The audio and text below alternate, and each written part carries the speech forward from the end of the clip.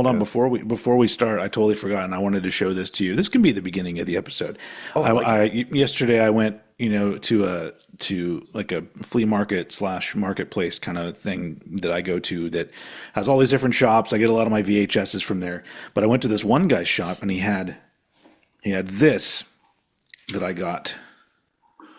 Yo! So it is it was unopened. It's a completely brand new box of Bill and Ted's most atypical movie cards from 1991.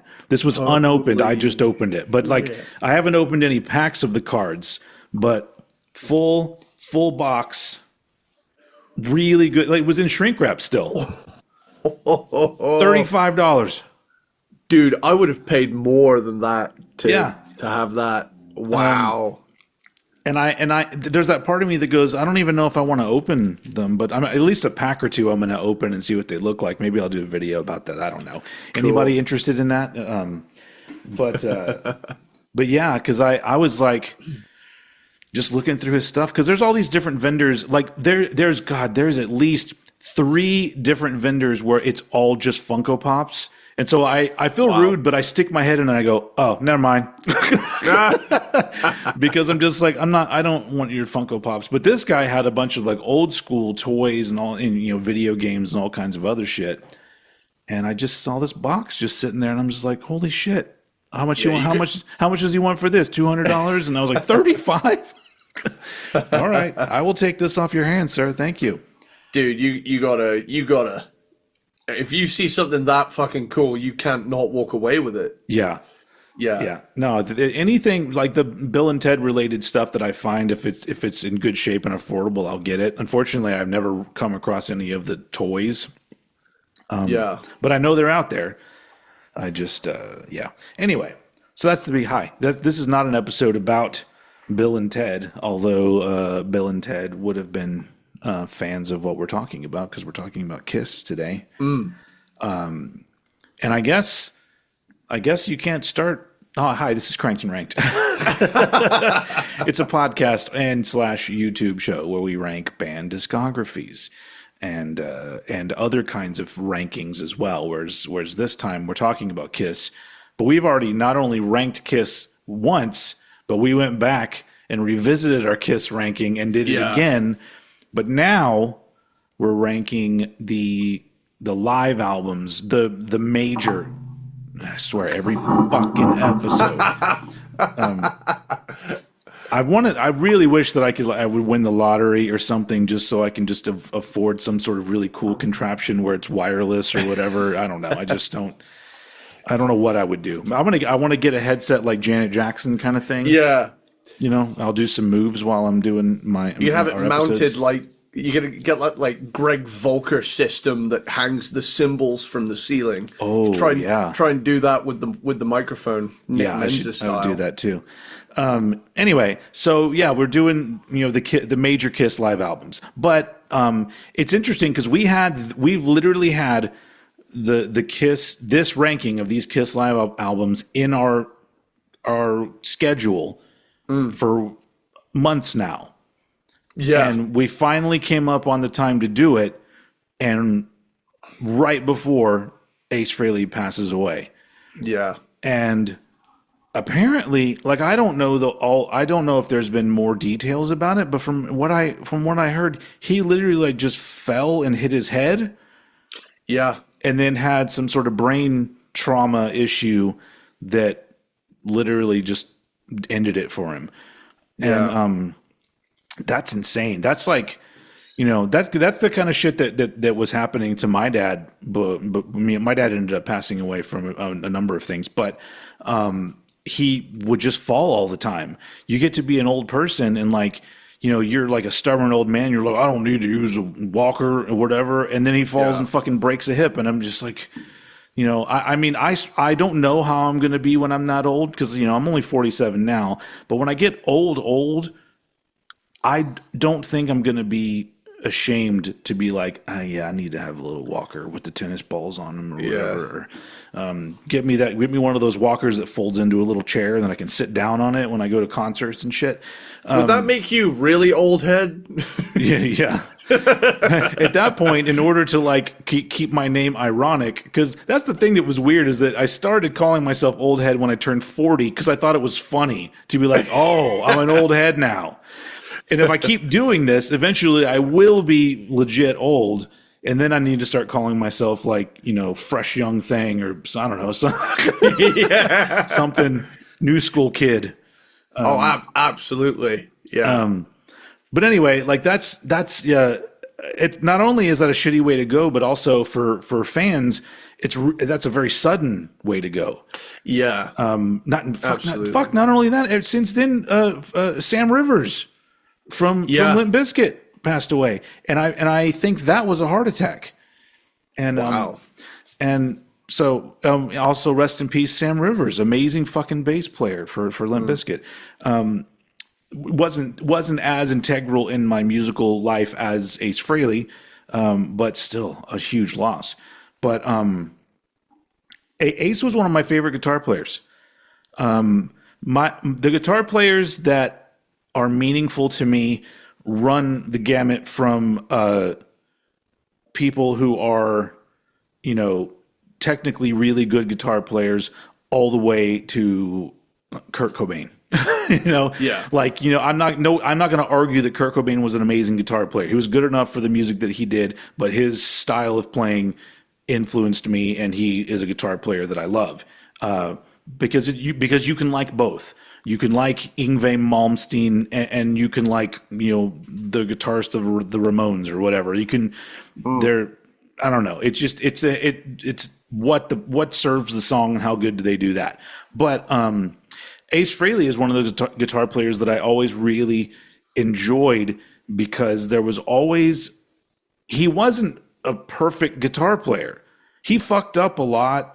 Yeah. And there are tons of guitar players that were way better than him, but he had his own style, and I always appreciated that there was like a human element to what he was doing.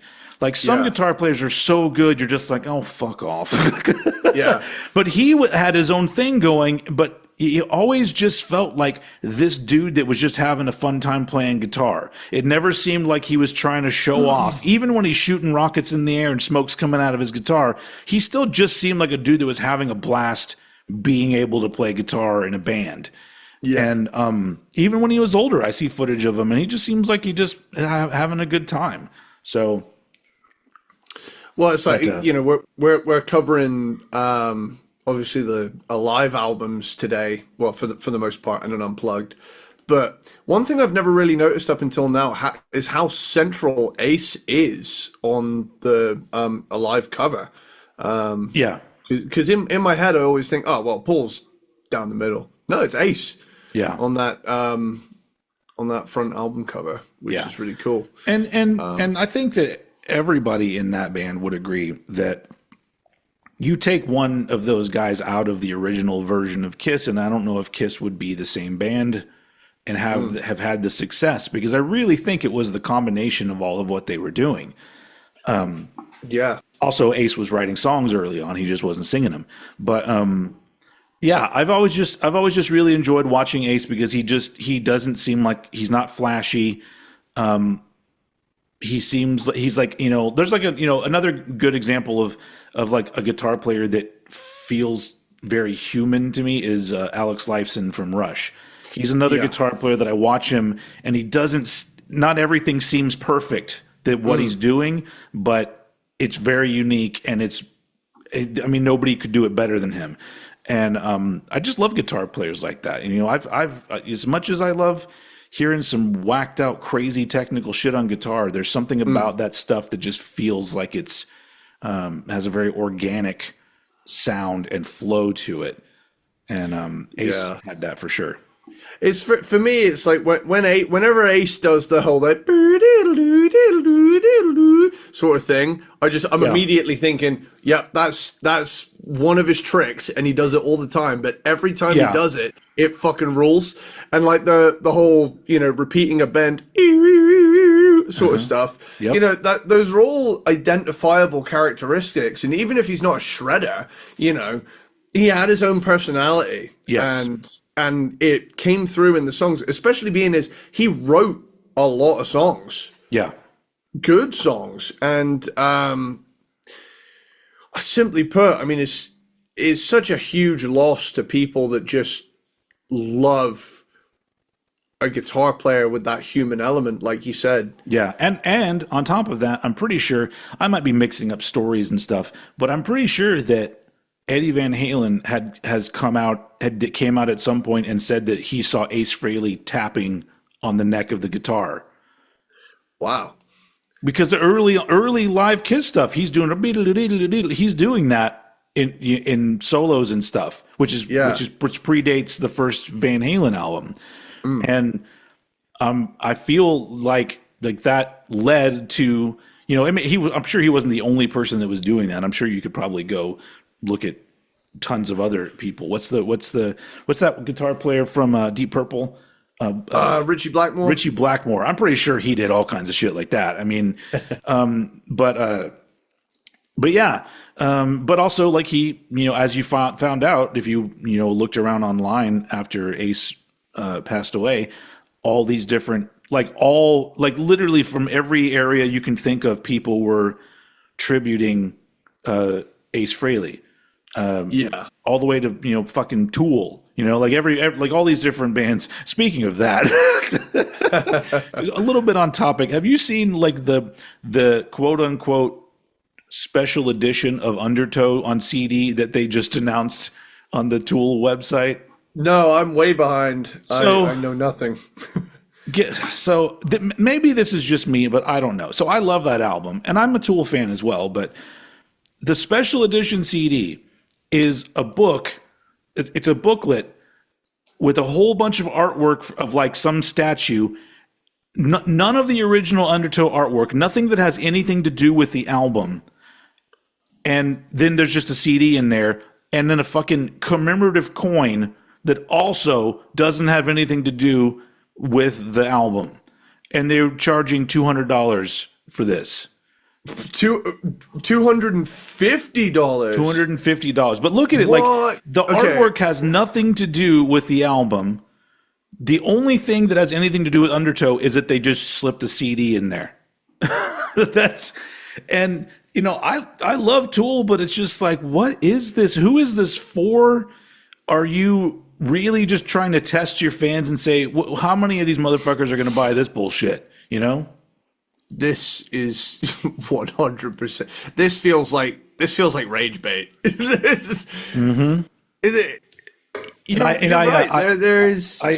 I posted on one of my socials, and I was very proud of my quote. I said something to the effect of, "Never in my life have the words commemorative coin made me want to buy something," or because that's literally like, what are you, fucking elderly people, and you're selling plates from the Civil War or something like that? Comes with a commemorative coin to commemorate Colonel Custard or whoever the fuck he was. So this is what it says here. This massively anticipated follow-up to Opiate is a sworn favorite of fans worldwide, showcasing Tool at their best on multiple levels. Exacting and precise production pairs seamlessly with groundbreaking guitar riffs and splitting heavy bass, especially on Sober and Crawl Away. So all of that was already on the original CD. Yeah.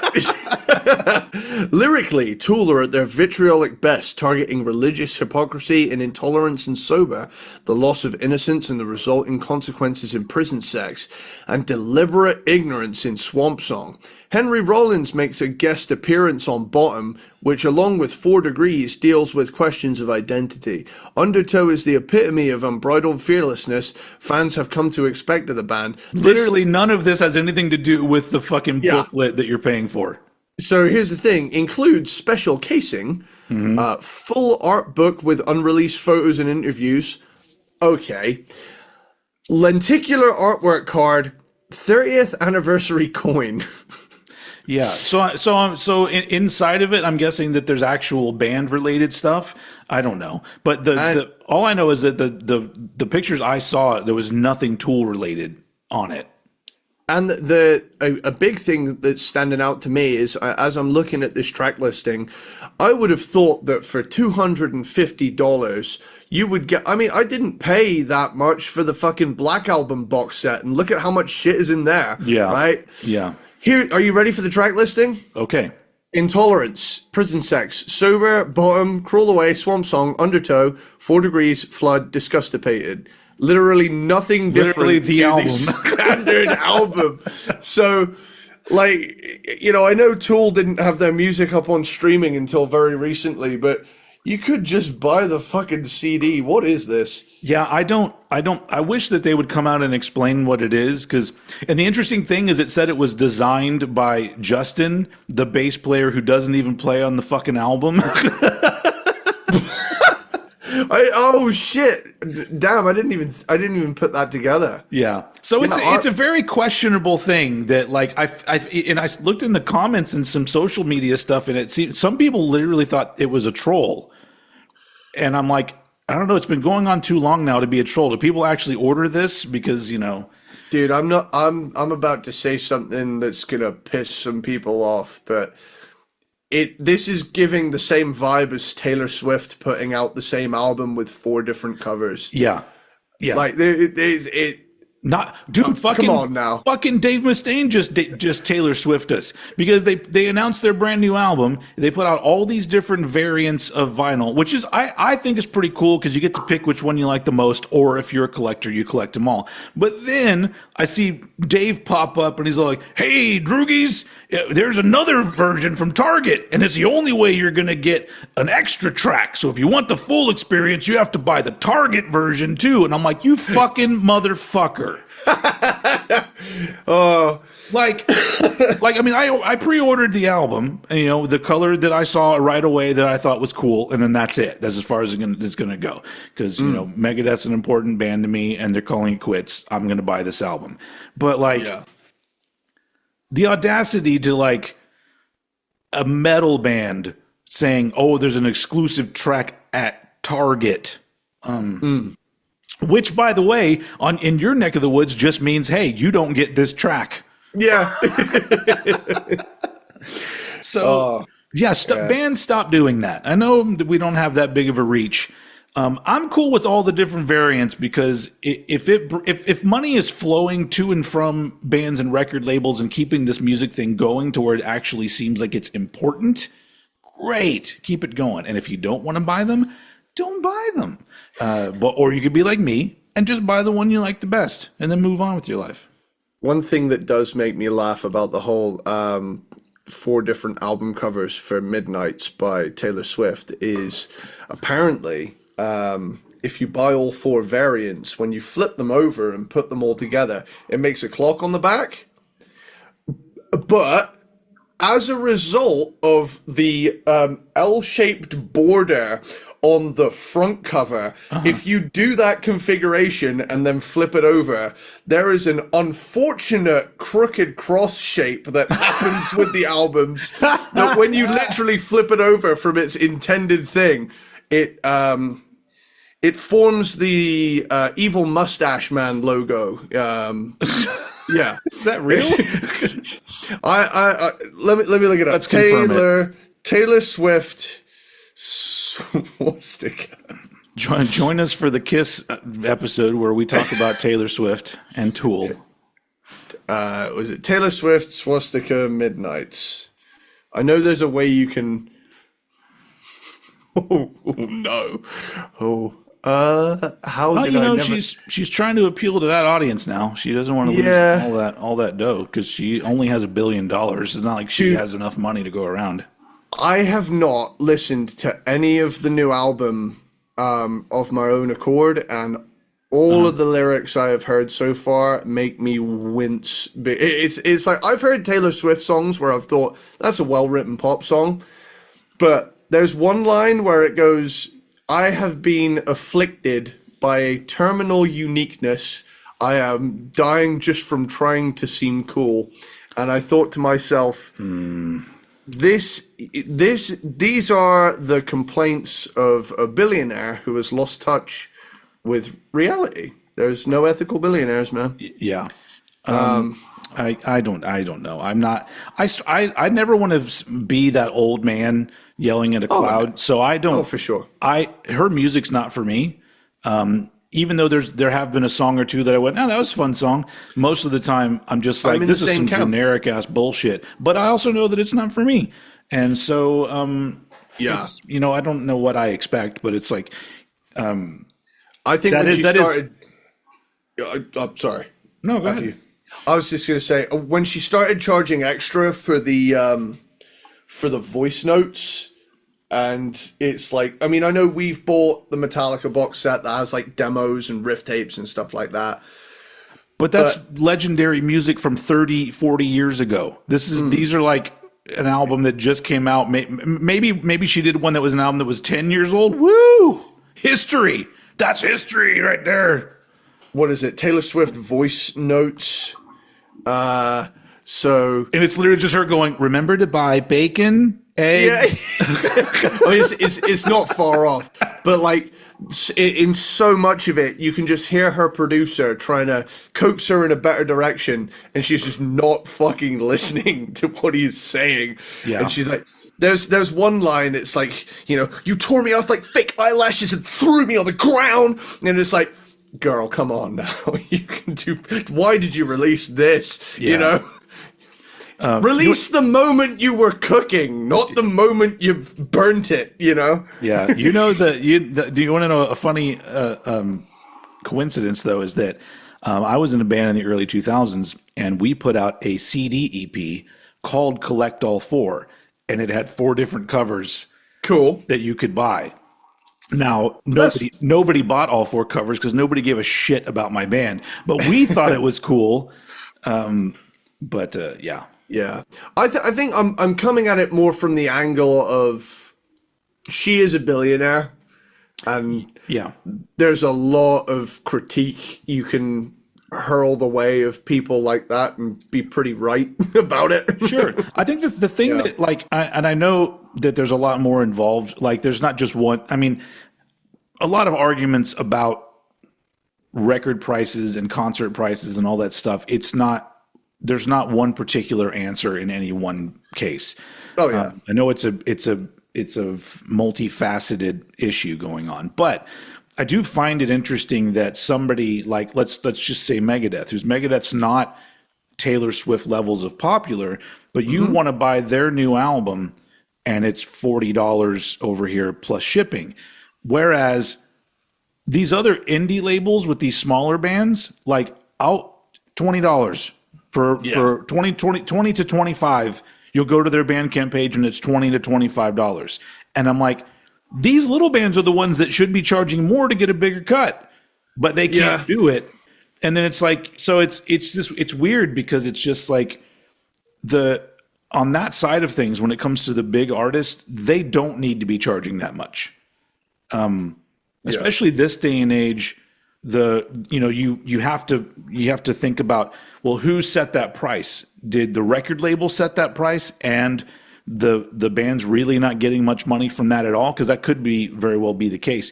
Either way, it's like that thing of like, do I want Nuclear Blast Records to continue to put out music, or do I want them to be struggling to be able to actually have the funds to put out the music I want to listen to?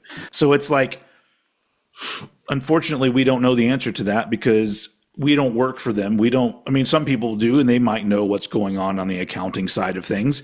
But I mean, you also have to think about over in the US, most people, like even ones that have like pretty good jobs, still don't earn a living wage.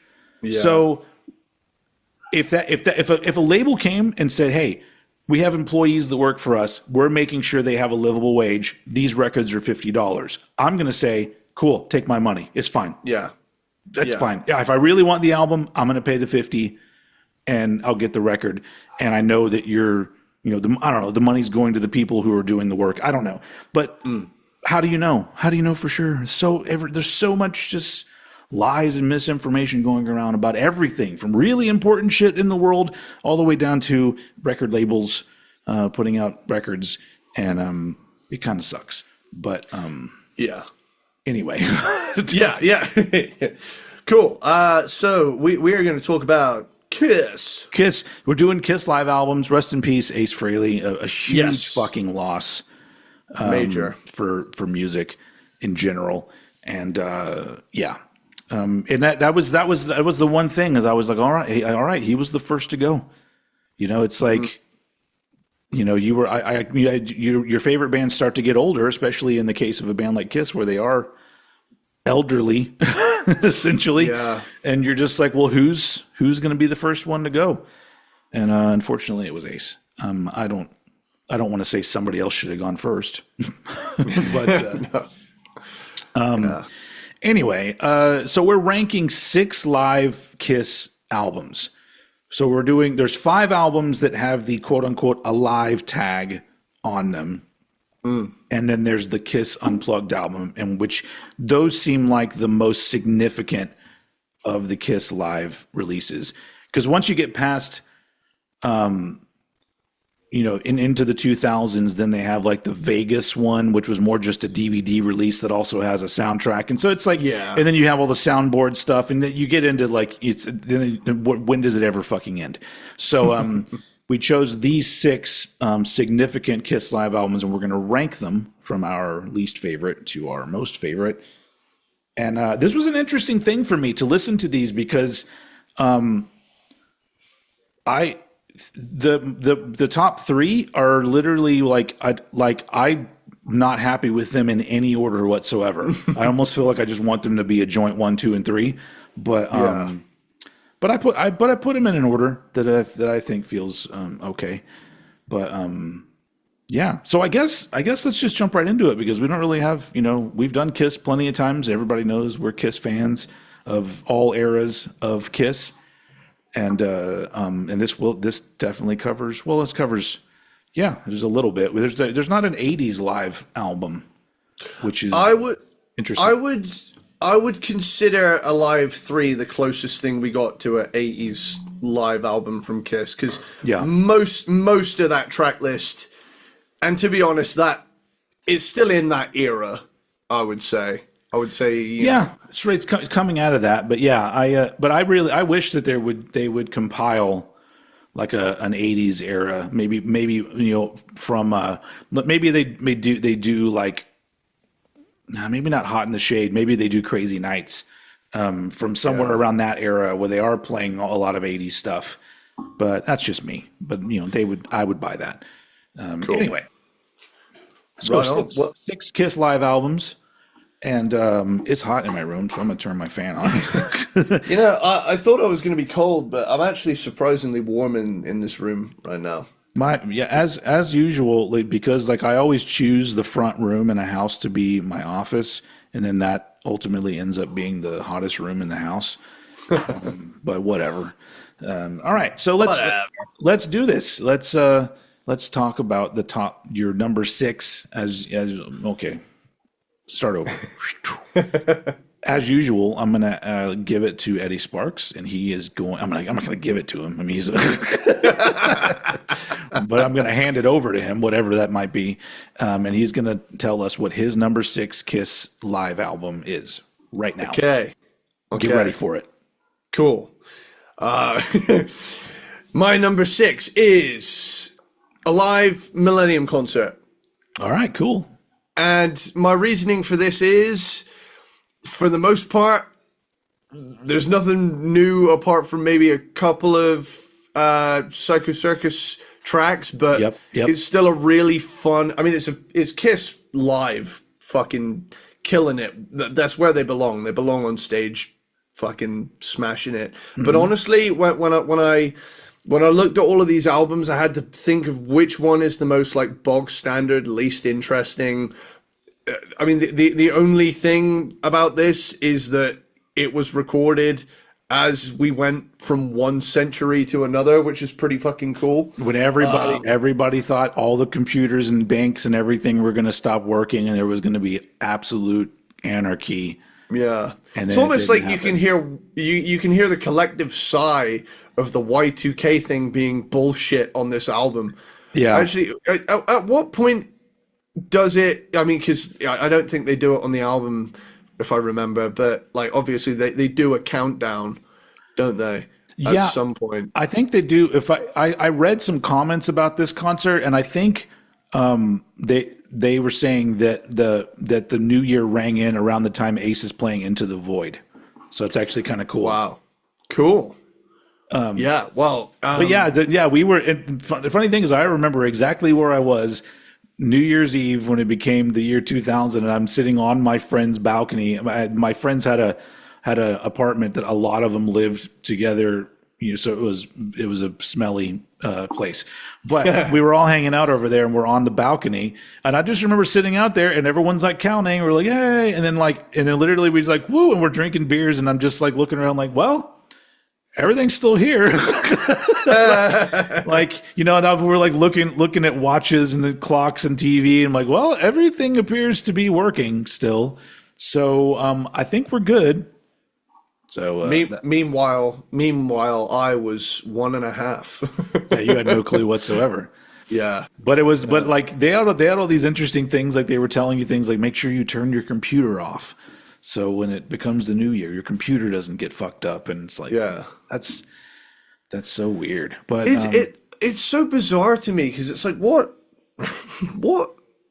was going through people's heads to make them think that that would be the case? well, I think there was an actual report Time codes or something? about computer software not having the right number of digits in it, that it wasn't ready to, that like things weren't made to all of a sudden have this different year. Like all the data was like 19 something, 19 something, 19 something, and then all of a sudden it would be 20 something. And so I think that was the fear, is that everything would just, things would start malfunctioning because it was, We forgot to put 2 in.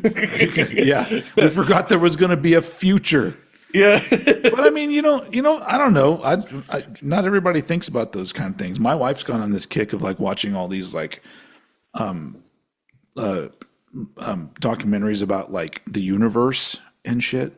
Yeah. And she'll just start talking to me about like, there's like, they've said there's possibly like trillions of galaxies and shit that we will never even gonna fucking know. And I'm all like, that's too much for my brain.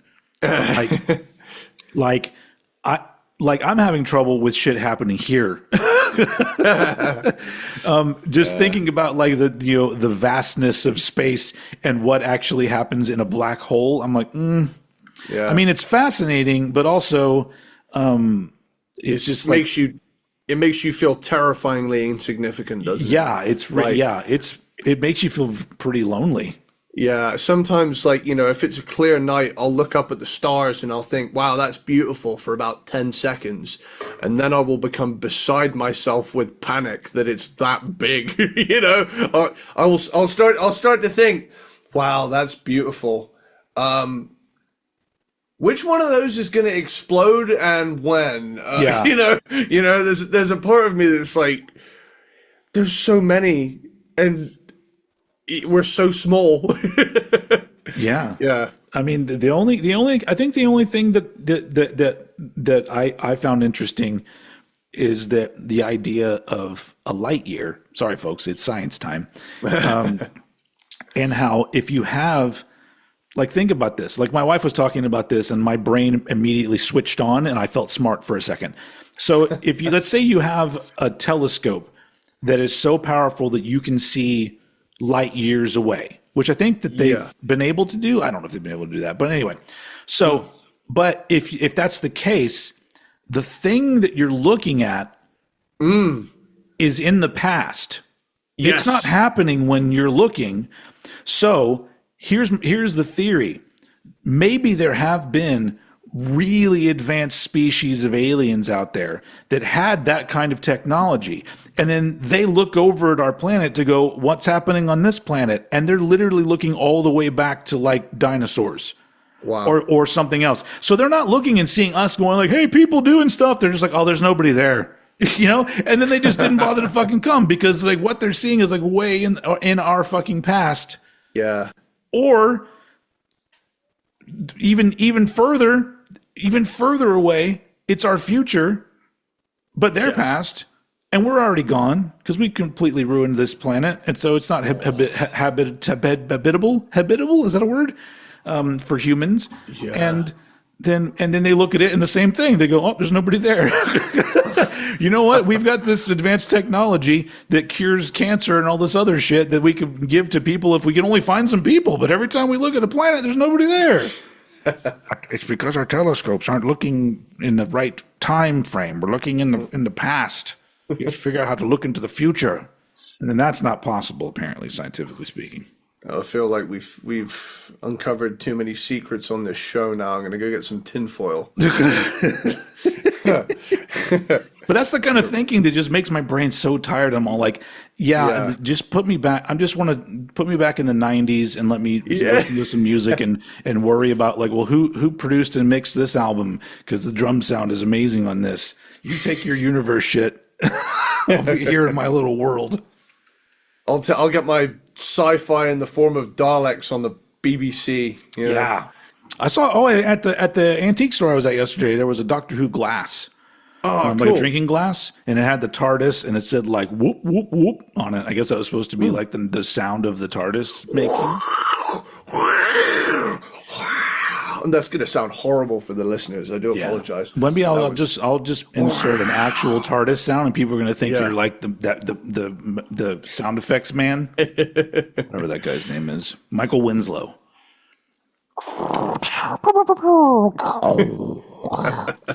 Anyway, man, this is all over the place. So your number 6 was Alive, the Millennium Concert.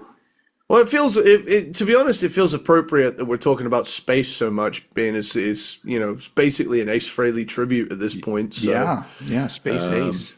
Which there was a video game called Space Ace. Back in the 80s, it was made. It was made by the people that made Dragon's Lair. Remember the Dragon's Lair video game looked like a cartoon? Yeah. There was another one that was called Space Ace that was also a cartoon that you controlled.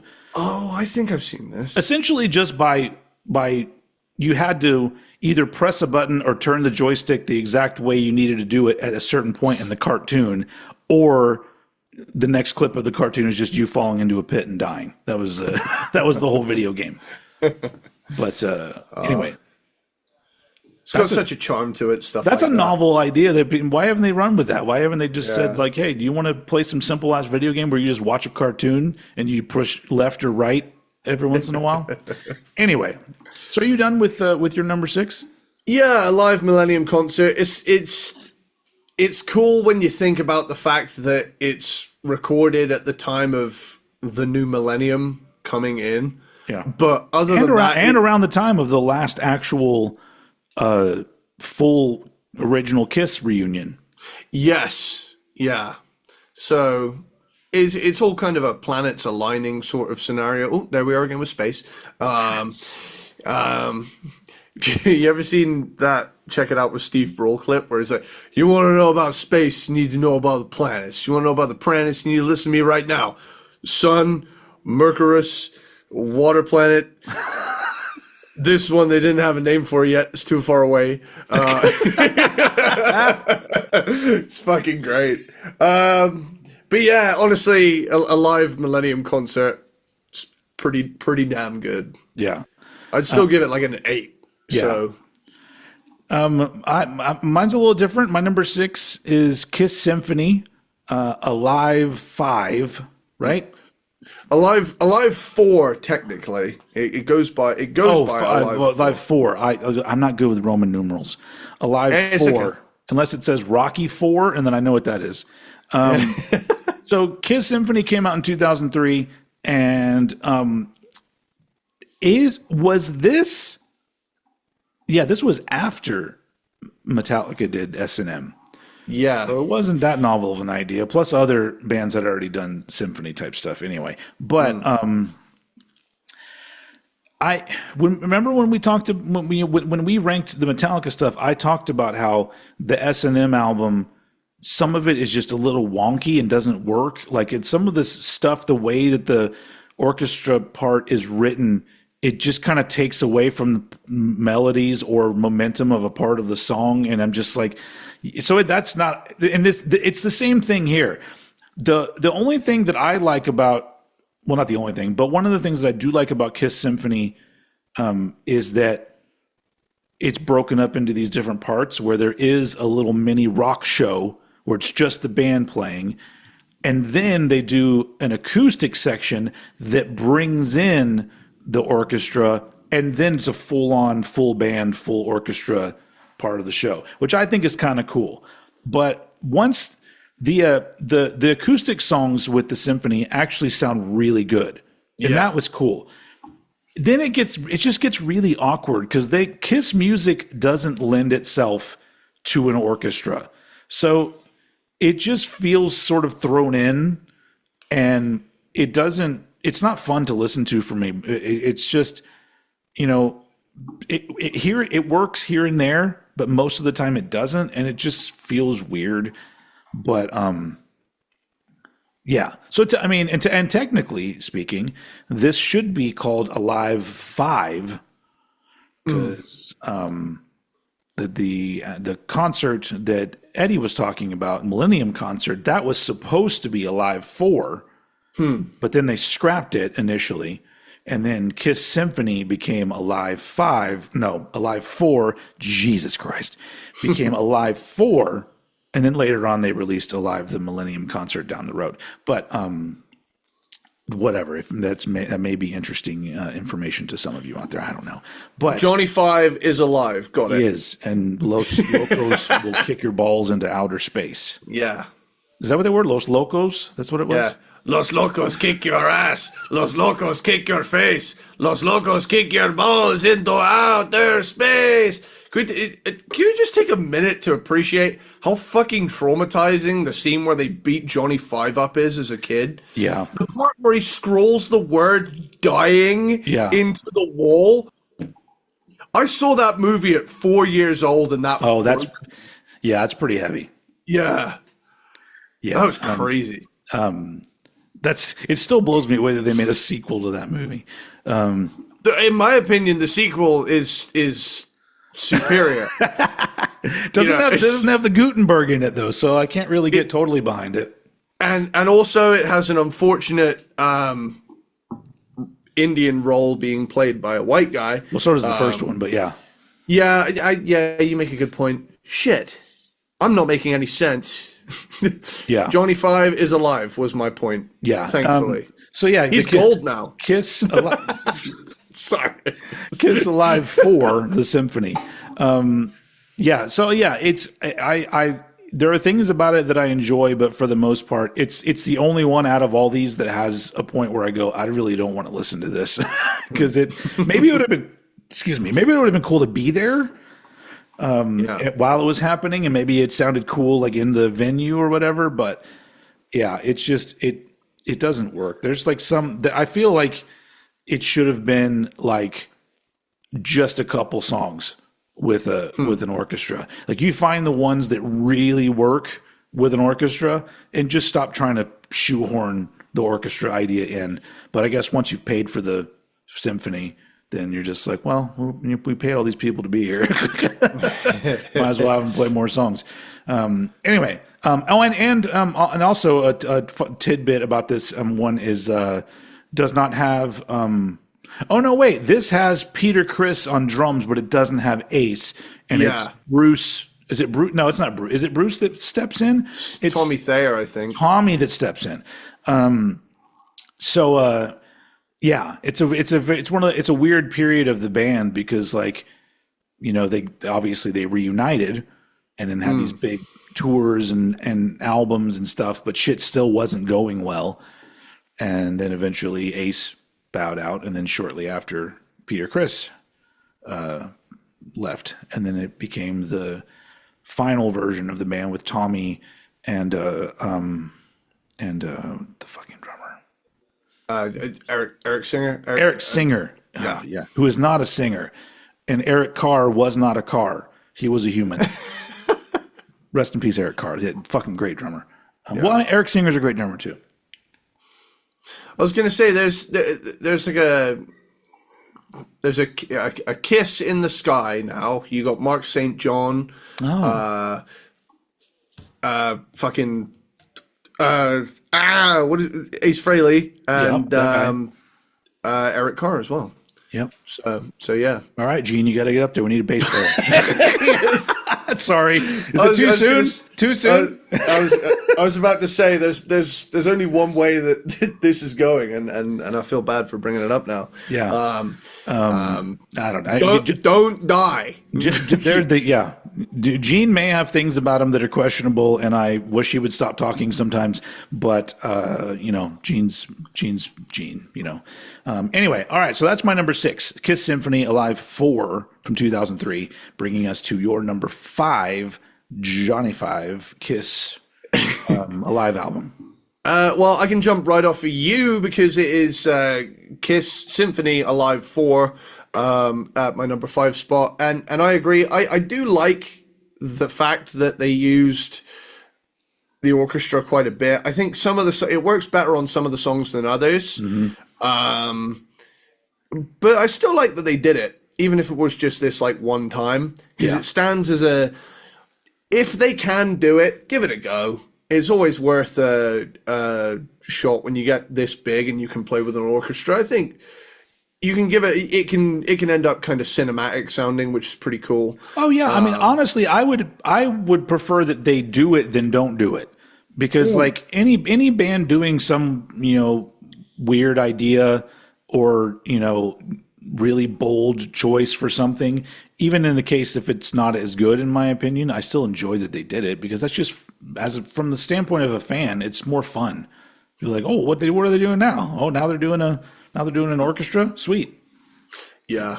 One thing I will say, and I know this isn't about Alive for Kiss Symphony, but I remember we talked about S&M on like the very first time we ever tried to do an episode, and my recording software shit the bed. We actually included every Metallica release. We even included Lulu, Garage Inc., and S&M as well. I don't even remember that. Yeah, but I remember you had S&M at the bottom spot. And did you bring this up, or did I discover it later on? Is it me, or is there auto-tune on James's vocals?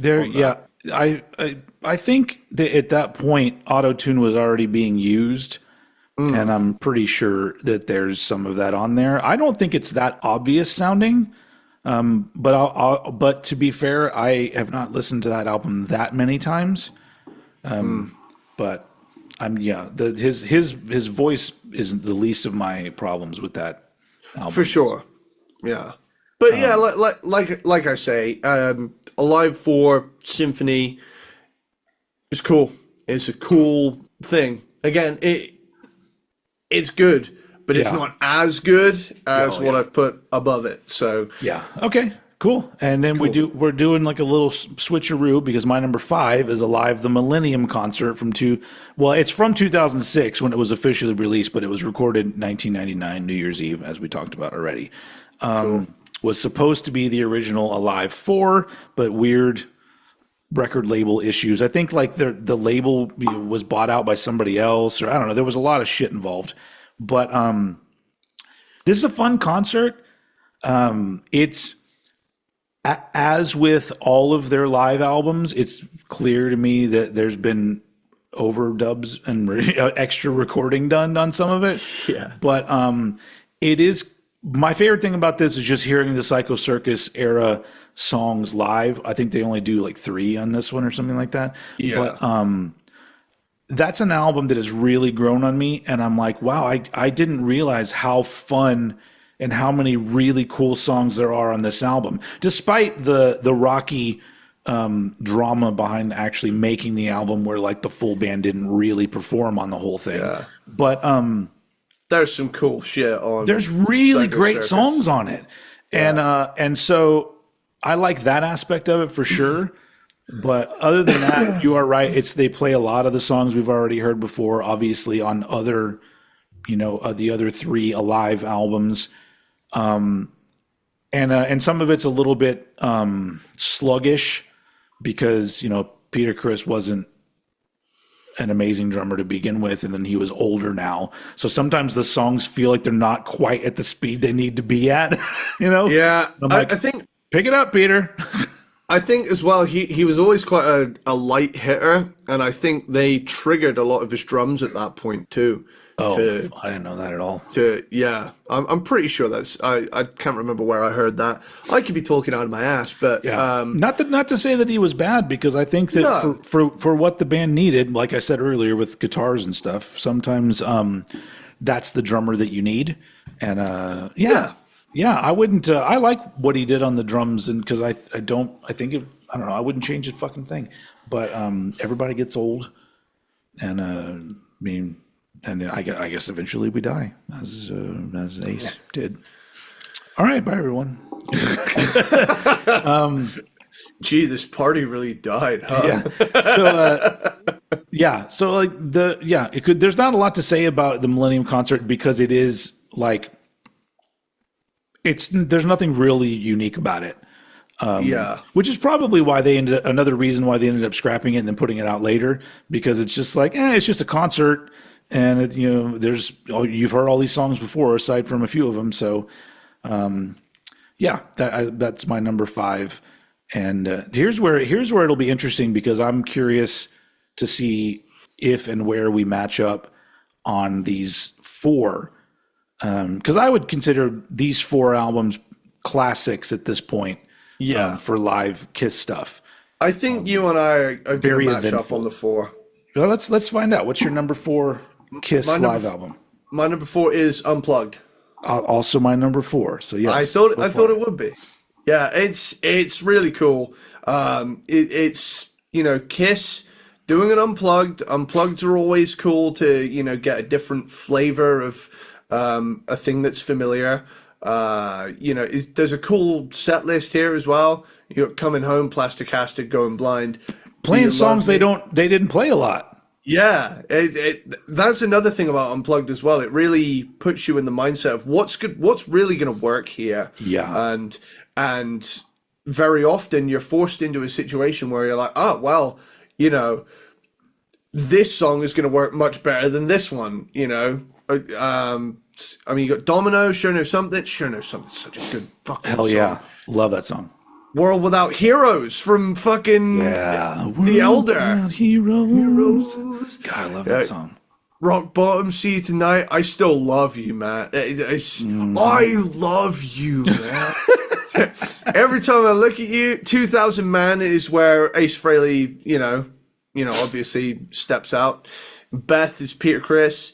Nothing to Lose, Rock and Roll All Night. Everybody's singing on that bad boy. Well, that's when they bring in. There's 2 drummers. You got Eric and Peter playing on that. Hell yeah, yeah. It's a cool thing to see. Yeah, I was going to say, for those of you who aren't aware of what happened during this Unplugged, because not everybody knows everything about all the Kiss stuff. So this is '96. And this was the reunion of the original 4 guys after 15 years, at least. I mean, more than that for Peter. But like what it was is MTV Unplugged, which was a really big deal. A lot of bands did these MTV Unplugged shows, but Kiss did this one, and then the last part of the show, the original, Peter and Ace come out and join them, and they play a few songs. So it was a really big deal at the time to see them all playing together, and all without makeup at that point, because this was makeupless Kiss. But I really think that this was the point in their career where they kind of realized that, oh wait, we're here trying to compete with all of these younger bands, but we're a classic band.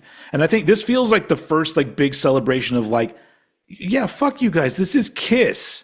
Yeah. It's like, who the fuck cares? It's like listen to all this amazing music they did, and this is only a small part of it. And then because soon after this, or it may have been right before or right after this, was when the Kiss My Ass compilation came out, and there was just this.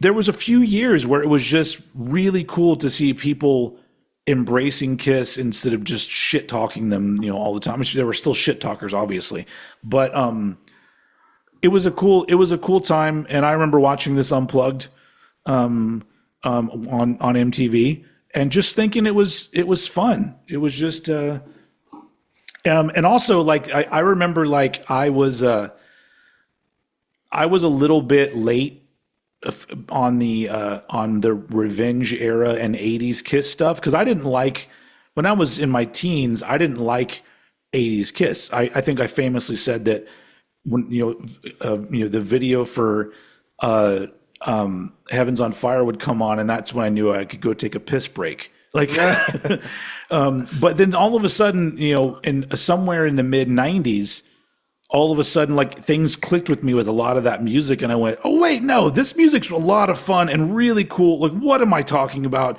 And so that was around this time where all of a sudden I'm like, "Oh, cool! They're not only did they play these cool classic Kiss songs, but they also played, a few from the '80s and from the Revenge era in there as well." So I don't know. It's a really fun, I don't know, celebration, and it's cool to hear the song stripped down like that.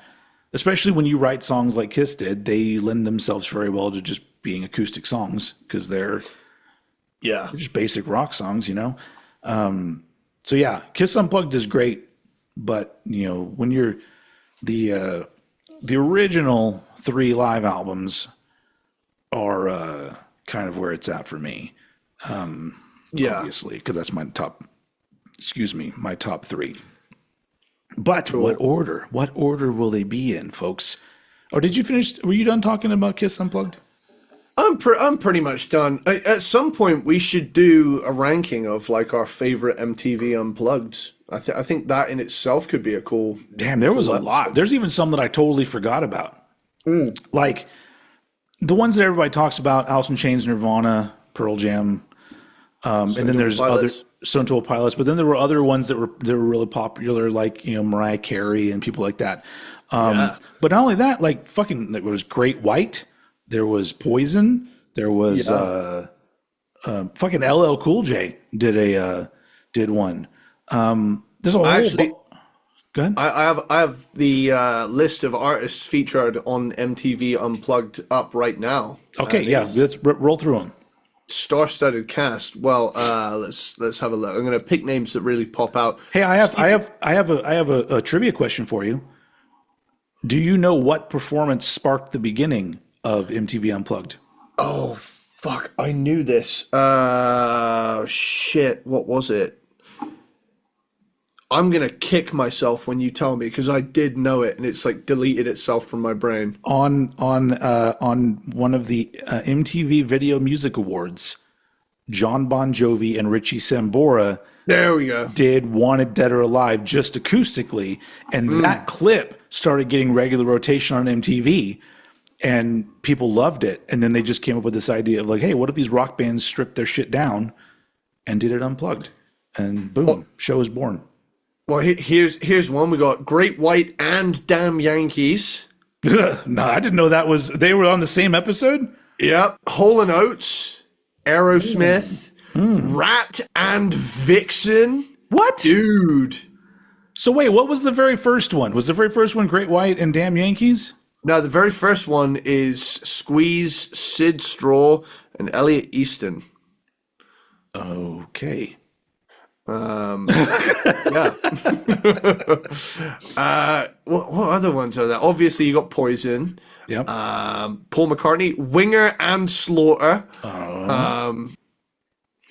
Yo, Unplugged Rap, LL Cool J, MC Light, De La Soul, Tribe Called Quest, Pop's Cool Love. Eric Clapton, Mariah Carey. Yeah, Eric Clapton was a big one too. Pearl Jam, Queensryche. Dude, there's some big ones here. Yeah. Dude, this is cool. Stone Temple Pilots. Obviously Nirvana. Kiss, yeah. Alice in Chains. Oasis did one, excluding Liam Gallagher, with Noel Gallagher on vocals. I mean, Korn did one. Interesting. I think I've seen that. I think Amy Lee is on it with them. Yeah, she shows up. Sure. Sorry. But that seems to be like near the end, because I've always the Alice in Chains one was one of the last ones, so I think there's just maybe only a few after that. Oh, it says here on European MTV, Phil Collins did one in '94. Oh, sweet. Why did they not play that on? He wasn't cool anymore at that point, unfortunately. That's got to be a good one. See, there's so many that I haven't even seen. I watched a ton of those when they came out, but never again. I remember watching Queensryche. I don't think I've seen that since. Wow. But damn, yeah, that was kind of a cool.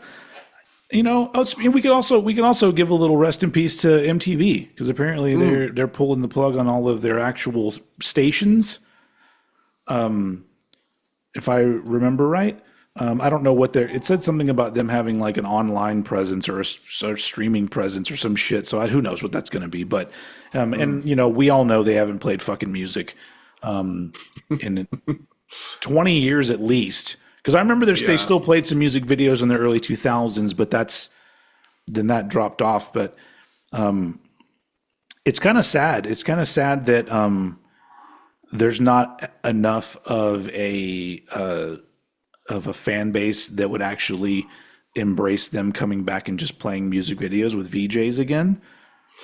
Because I would watch that, but I'm an old fuck, and you know, I guess the people that count, the youths, they don't care about that, and so it's never going to happen. So. I think we're living in a completely different world now, where, you know, people's tastes are just algorithmically fed to them, as opposed to there being this monoculture where major labels can, you know, feed a narrative of, you know, this is the new big thing, or, you know, or not know what's going on, and you end up with something beautiful like the early '90s, where a bunch of things were just being thrown at the fucking wall and seeing what stuck. Yeah, you know what? I'm gonna bring this up because I just recently got this. Oh yeah, the Amplified "Come as You Are."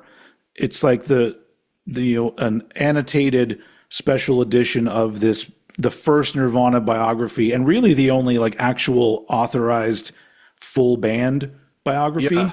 And it's like a fucking textbook now. Wow. I haven't even cracked it open yet, but I'm very excited to do so. But I was talking to my wife about this, because I was telling her about the book and about how back then, so the original came out in 1993, and I bought the book because I was really into Nirvana, and I didn't know at that point, you didn't know anything about these bands aside from a 2-minute interview on MTV or whatever you read in a magazine or whatever, but you didn't know about them. And so when I got into a band, and then all of a sudden I went to the bookstore and there was a book about them, that was the fucking coolest thing ever. And I remember getting the first Metallica book I ever read in the early 90s as well. And like, so that's why I bought this, because this book was so important to me, because it was like the first time I was learning about the story of this band that I was like swept up in the, you know, the whole, the mania of the time. I was one of those kids. I was pretty obsessed with them. And, but that's like one of the things from back then that like, it can't happen the same way, because you're already going to find out everything you want to know about most of the bands, especially bands that are higher profile. There's just go type in biography of this band, and there's going to be either official ones or just shitloads of people who just put up their own blogs or whatever. So it's not hard to find information about bands, but there's something that's beautiful about the mystery. And you could throw this into Kiss, since we're talking about Kiss. There's something beautiful about the mystery of these people that made this music that's important to you. And you weren't just flooded with tons of videos of them walking to the store, or, you know, because like, you know, paparazzi are filming them walking to the store. I guess they kind of did back in the 90s too, but not to the extent of today. But I kind of miss that, of just learning something about a band is actually a really special thing, that you're like, oh man, did you guys know this? Because most of the time now, and I love it too, because you'll see on the TikToks or whatever, all these videos where these people are like, did you know this fact about this band? And I just want to comment on all of them and be like, we all have Google, you dumb motherfucker. You're just trying to put out content. This is not. This is literally a fact that was learned 30 years ago that you Did can you now know easily. that the guy from Foo Fighters was in Nirvana? Did you know he's not in one band? He was in two bands. And if that shit had existed back when I was in high school, it would have been like, did you know that Marilyn Manson is the kid from the Wonder Years? And it turns out he wasn't, but still. Anyway, did you know water is wet? I just think it's so funny that there's just so much of this content out there that it's just people making videos about easily Googleable things. Like if you're actually interested in this band, you already know this, or you could easily look it up. And it's just it's interesting because it's not special anymore. Is what I'm trying to say. Yeah. It's just one thing I will say, like I know we use AI for thumbnails and whatnot, and I don't use it as much anymore. You made me feel bad about it. Well, no, I'm sorry. I'm sorry. I think for me, it's like I've started seeing like a lot of like slop YouTubers coming up now. Yes. And it's like it's not even a dude. It's a dude telling a computer to make shit. Yeah. And it'll make the script. And they'll say, right, okay, do a voiceover of that. And like half the time, you'll be able to spot it immediately if it uses the fucking word indelible, or I've noticed AI loves the word indelible. Interesting. I remember I played around with it for a while to like come up with like script ideas or like tell me the history of something. And in my research, I've never heard the word indelible used by a human being ever. And then all of a sudden, this machine is spitting out indelible like it's its favorite word of the day. This video is going to get flagged for AI because you're using the word indelible too much. Indelible. You know what I do? Here's a funny thing that I just found out. So there's an episode we did a couple years back when we did corn, and at the very end of the episode, and I'm not going to do it here because I don't want to get in trouble from YouTube also, but I noticed that video was demonetized, and I'm like, why? What did I do? So I did that thing where I'm like, contest this because I mean this should be monetized, and then they came back and said nope, still demonetized, and gave me a timestamp. And it's me going, I don't give a damn about not being demonetized. I'm going to say SB. I literally start doing a fucking list of bad words. And they literally just sent that back to me and said, you fucked with us, dude. And I'm like, all right, fair play. You baited the system. I told you guys that I didn't care. And turns out I do. Did you podcast too close to the sun? Have you? That's one of those fucking. That's one of those fucking Taylor Swift lyrics, like I was talking about earlier. Did your girl boss too close to the sun? Did the catch you having far too much fun? Whoa. Yeah. Is the actual line, did you girl boss too close to the sun? Yes. This is what I'm talking about, man. Yeah. Yeah. I don't even know where to go. Fucking billionaire with co-writers, and that shit still got out. I don't even know why I fucking try anymore. You know how I was like, going a little hard on it earlier, and you were saying, well, it's not for me. It's not, but okay, yeah. But trust me, let me look it up. Actually, there's like she should write really great lyrics like, this car is a fucking lemon. Where is it? If I type in Taylor Swift cringe lyrics, life of a showgirl, I want to see some fucking where is it? Also, if we're going to move forward with feminism, the term girl boss should get removed. You're just a boss. If you're saying a girl boss, you're having to mean that like that you should dignify that because girls aren't normally bosses. That's not feminist, guys. Are you ready? All of these are gold. I need your live reaction to this. Oh, I'm not even going to sing it. I'm just going to say them to you. Everybody's so punk on the internet. Everyone's unbothered till they're not. Every joke's just trolling and memes. sad as it seems, apathy is hot. Everybody's cutthroat in the comments. Every single hot take is cold as ice. So that's the first one. See, you know what? You know what's upsetting about that? I probably agree with where she's coming from with writing those lyrics, but that's when you say, this is just something I'll talk about on a podcast. Like, let's not write a song.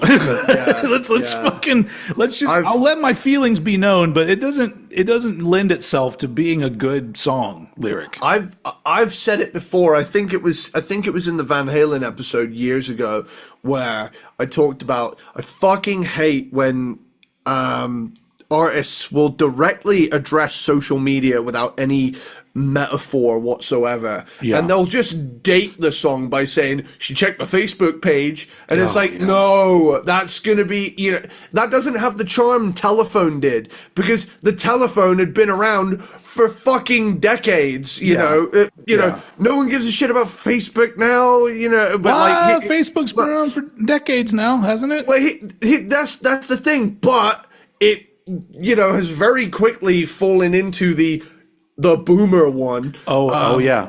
No, let's see some more lyrics here. You could be my forever nightstand, honey. Her name was Kitty, made her money being pretty and witty. They gave her the keys to this city, then they said she didn't do it legitly. This one makes me angrier than every... That made my dogs mad. That one was... Yeah.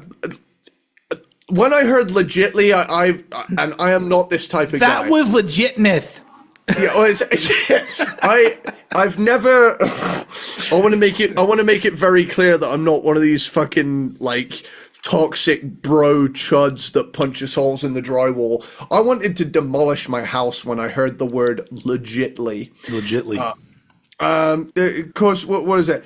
They want that spring break that was fucking lit. Your thoughtless ambition sparked the ignition on foolish decisions which led to misguided visions. Okay, maybe a little bit of word. That's not that bad. Here, all right, this is from the song Cancelled. Are you ready? Oh, the song is called Cancelled? Yeah, actually, no, it's called Cancelled in all capitals with an exclamation mark. Are you ready for this? So she's boomer now. She's a boomer territory. Right. Here we go. Right. I grew up on Slim Shady. Sure. You thought Slim Shady was tame because you'd heard death metal. Are you ready for this? Are you ready for this line? This is a Taylor Swift line. All right. Welcome to my underworld where it gets quite dark. That's cute, hon. It's adorable. It's adorable. Yeah. By the way, there's a song called Wood, not the Alice in Chains song. It's literally called Wood, and it's about how good Wood is. How is the old how do I put this? That had like a spit coming out of my mouth. That one. I laughed too hard at my own joke. Hey, it's okay. Not even a funny joke, really. Well, this song's about I'm sorry. wood. Go ahead. What about wood? Spit or swallow. This song's about wood. So, anyway. Oh, I get it. Forgive me, it sounds cocky. He dickmatized me and opened my eyes. Or something, armatized me. Armatized? Or is it? What is it? I've heard, was it? Oh, she used as part of a censor. But she, girl, you're 35 years old, and this sounds like fucking. Is she 35? This is it. Yeah, which one is it? And I know you think it comes off vicious, but it's precious, adorable, like a toy chihuahua barking at me from its purse.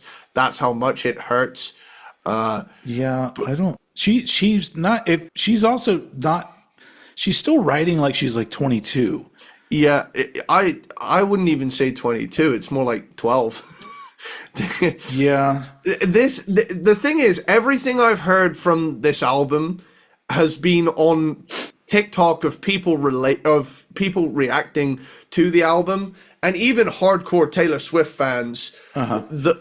the mask is falling off right now, because it's becoming very apparent that this is a person who is out of touch now, and may have been very tapped in the 2010s.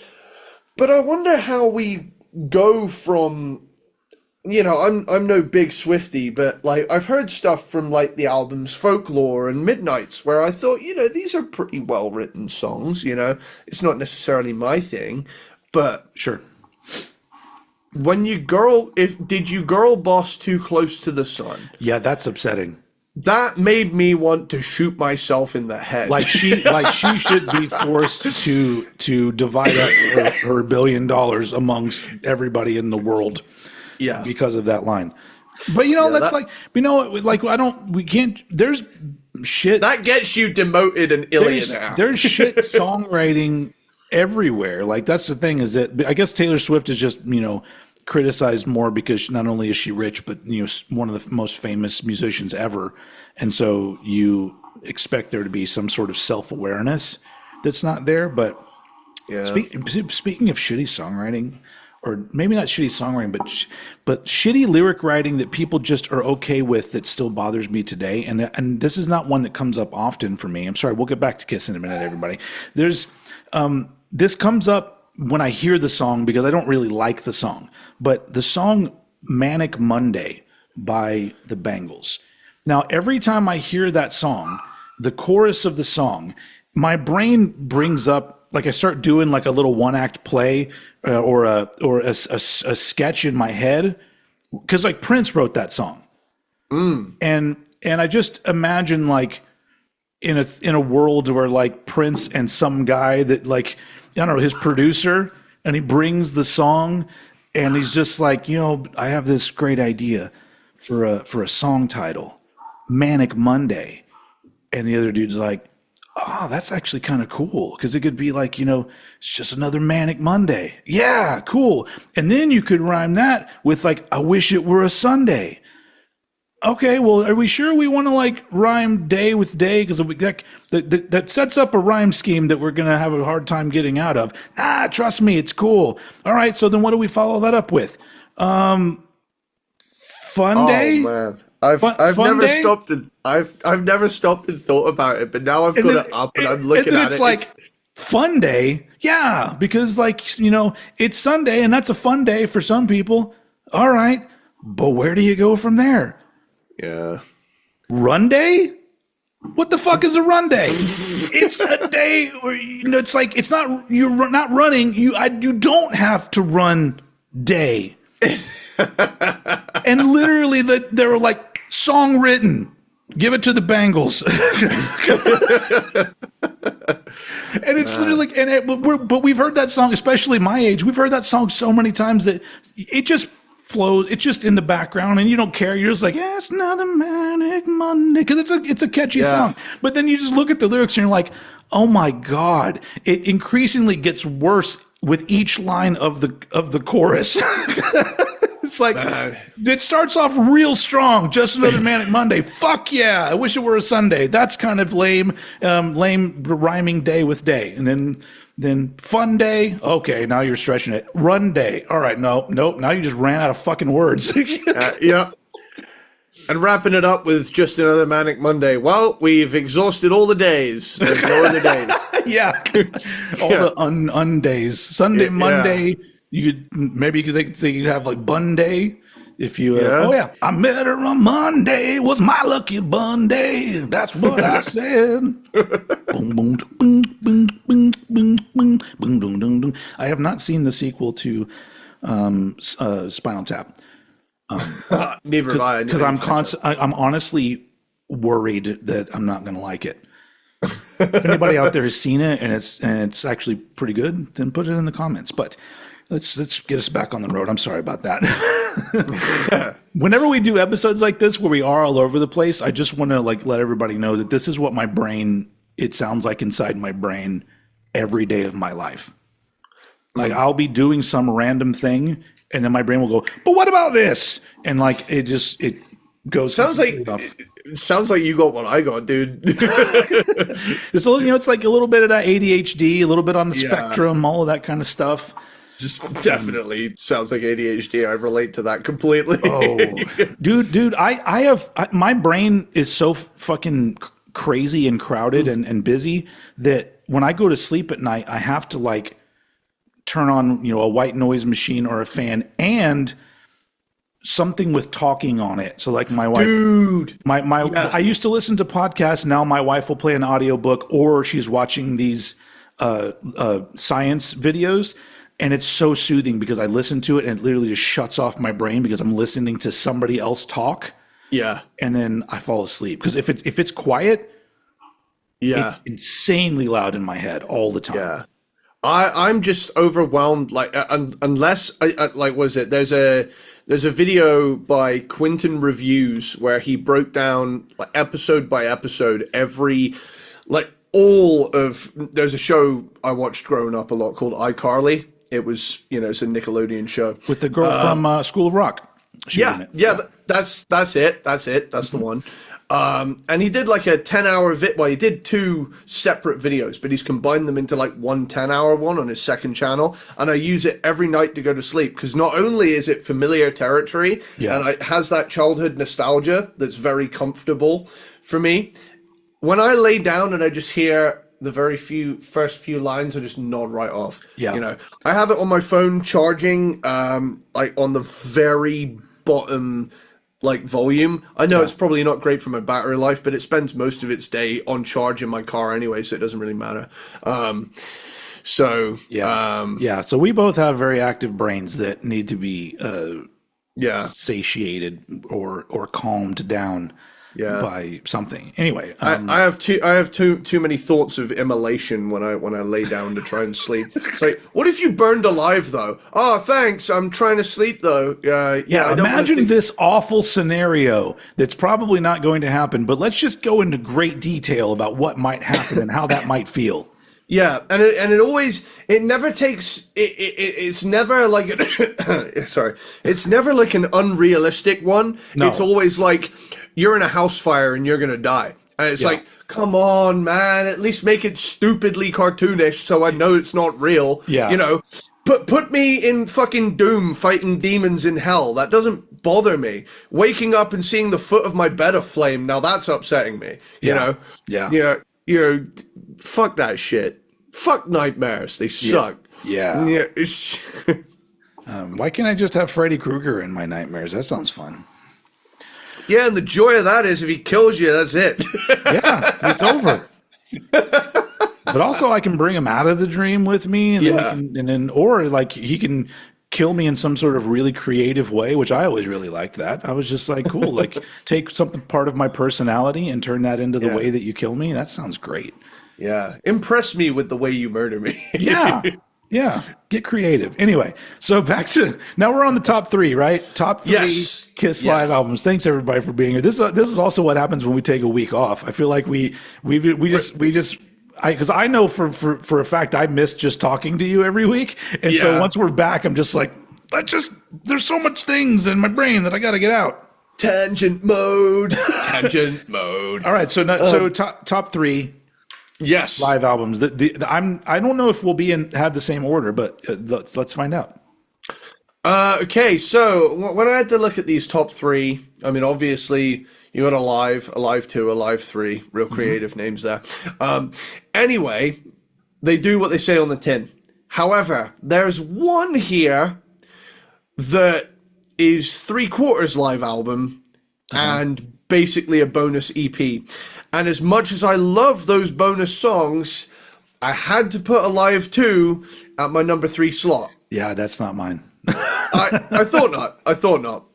And here's the thing. The way I approached this is I thought about it as a complete live album package. Yeah, I thought about that too, yeah. And I love All American Man. I love fucking Rocket Ride, and I like the other 3 songs too. Larger Than Life is great. Larger Than Life. Zeppelin song or some shit. Yeah. And then, of course, you got their Beatles track at the end of it, the Any Way You Want It. Any Way You Want It. Yeah.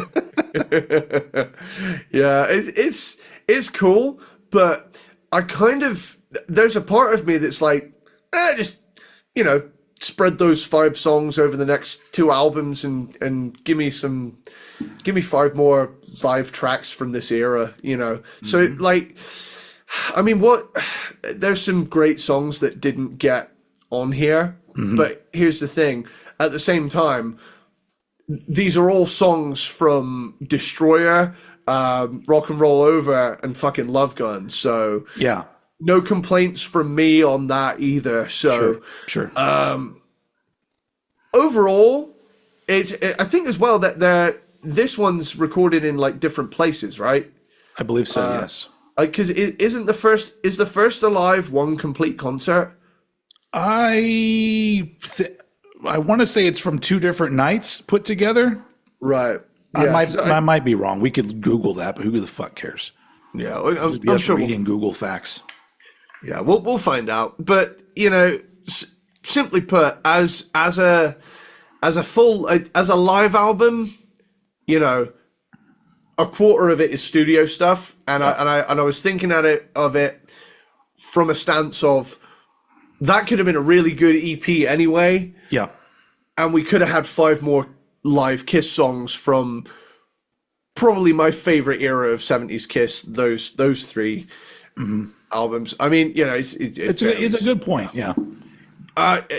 yeah, but don't get me wrong. This is a fucking 10 out of 10 for me anyway. It's just a matter of what came above it. Yeah. So, yeah, honestly, this is just badass. It's fucking great. It just so happens that as a complete package, I think the 2 above it deliver fully on that. But I do love the bonus tracks. Don't get it twisted, guys. Yeah. All American Man and Rocket Ride, I wouldn't trade that for the fucking world, right? But if there was a way to have maybe an extended version of this album with like 1 extra disc with a few extra songs on it, you know what I'm saying? Yeah. Other than that, then my number 3 is 2. Sweet. My number 3 is 3. Alive 3 from 1993. That's my number 2, so we can Okay. just fucking camp out in the Alive 3 zone. Sweet. So I love this one so much. Like that's the thing I'm saying. These top 3, it's just a joint 1, 2, and 3 for me, because these are just held apart just by minute little details. Because like when this is a whole lot of revenge and 80s era stuff with some other classics in there too, but it's like all across their catalog, which makes for a really great show when they include stuff from 70s all the way to 90s. Honestly, my only gripe about this is the production is too dry, Yeah. but it sounds like it came from 1993, so whatever. But it's fun, man. And the revenge songs on here are so good, and it's just there's something about, and I think as we normally run into when you're talking about stuff from the first half of the 90s, there's a shitload of nostalgia behind these things for me because I was a teenager, and I don't know, hearing this, these songs, or watching the live video from this. Well, there's not a live video. There's like I think it's Kiss, not Exposed. It's Extreme Close Up, I think is the one that I don't know. One of those. I have like all of their. Hold on a second. Oh, he's going to get it. He's going on an adventure. I don't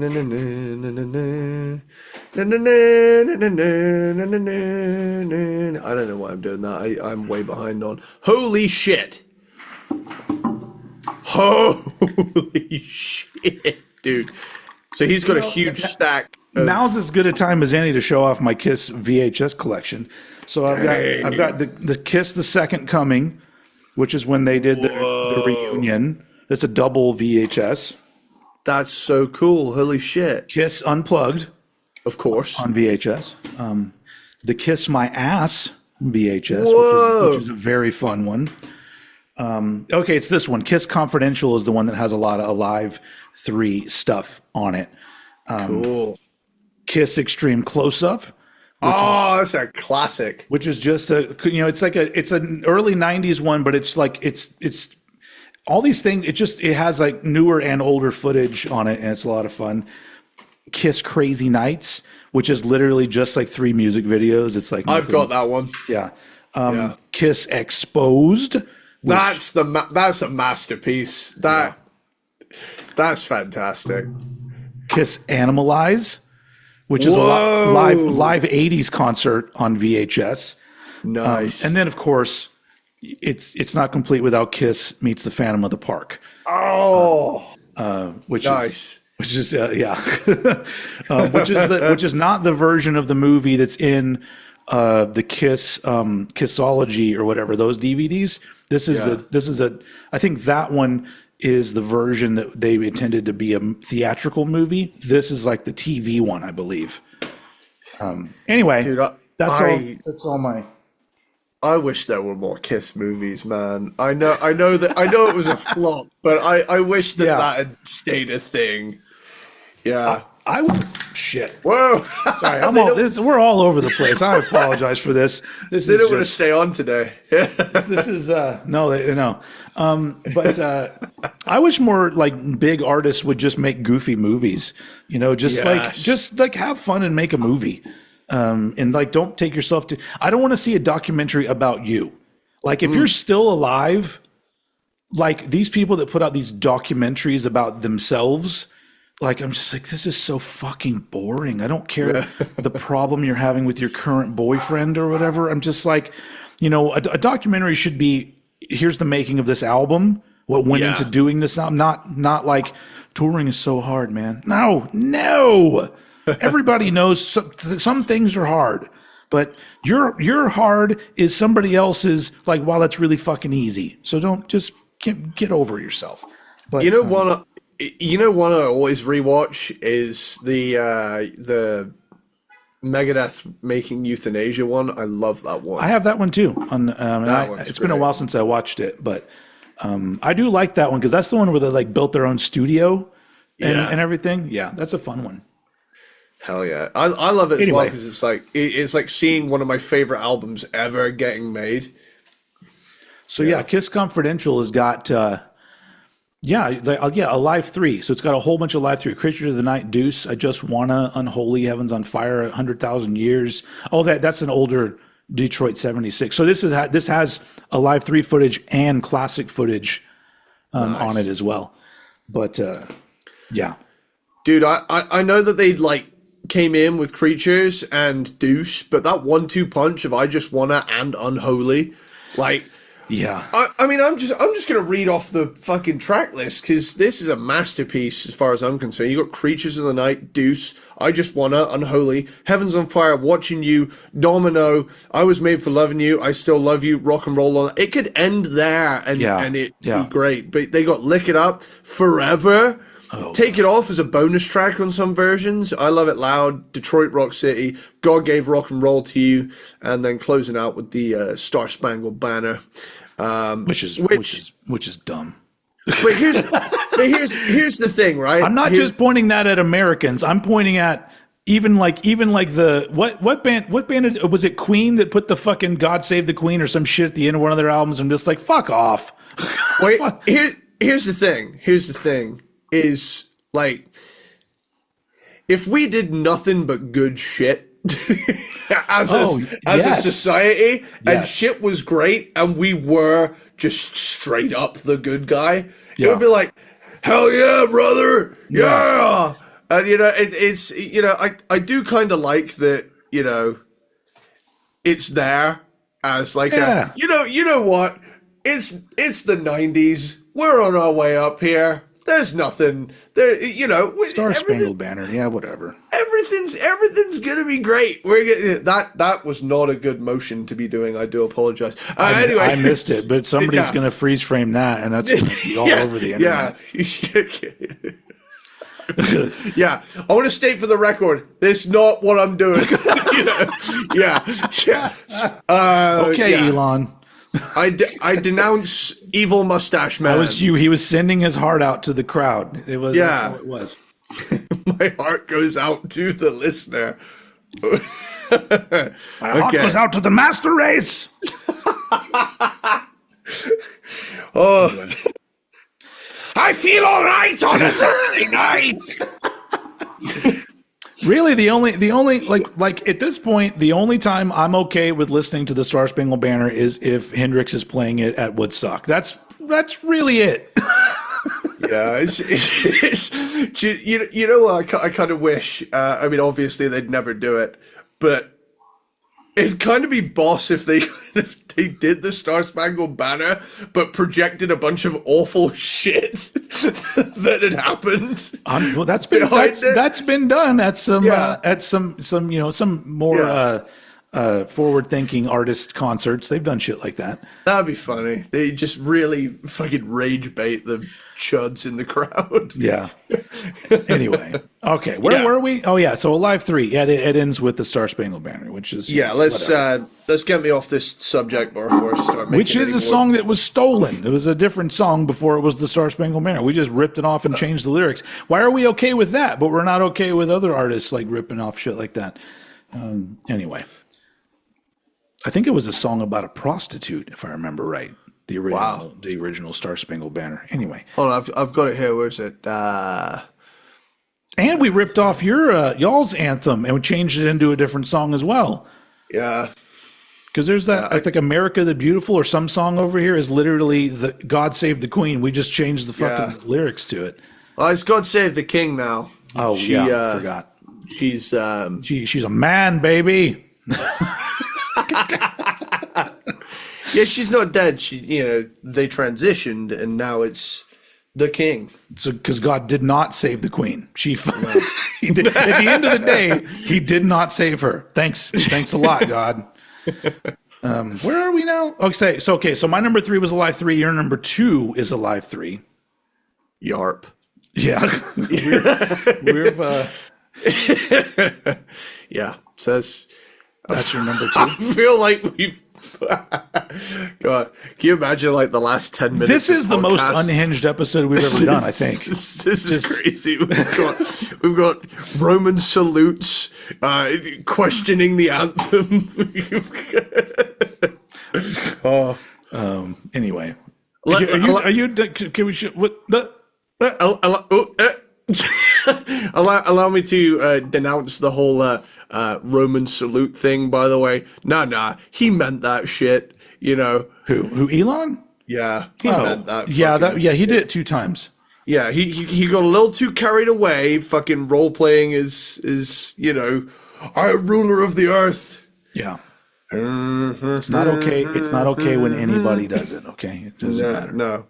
And the real question is, if you come out later and you say, "Hey, it was stupid. I shouldn't have done that," then I'm going to give you a pass because, like I've always said, I love a good redemption arc. Well, it's like I can remember like a thing popping up where it was like there was this person on TikTok who was trying to expose all of the metal bands for like unhinged shit they said in the 90s. There's that one girl, and everybody fucking roasted her.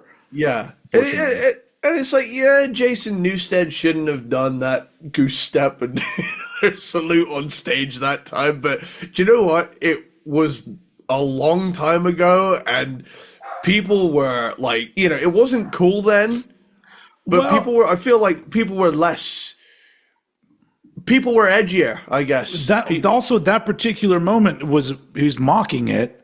In fact, like most of those cases, it's people mocking it because, like, that's the thing that pisses me off so much is that there's 2 things that people aren't very good at comprehending, and one of those is context. And the other one is intent, a very important one. And so, like, if you know enough about Jason Newsted, it was mocking it. Yeah. So it's just like. No one thinks Jason is this guy. You know? So it's just, at that point, you're just pointing shit out to get clicks or likes or whatever. Yeah. You're farming controversy for clout, And even Philip Anselmo, who everyone will bring up and point out, he did the, Nazi salute at that dime bash thing. And he had a really stupid,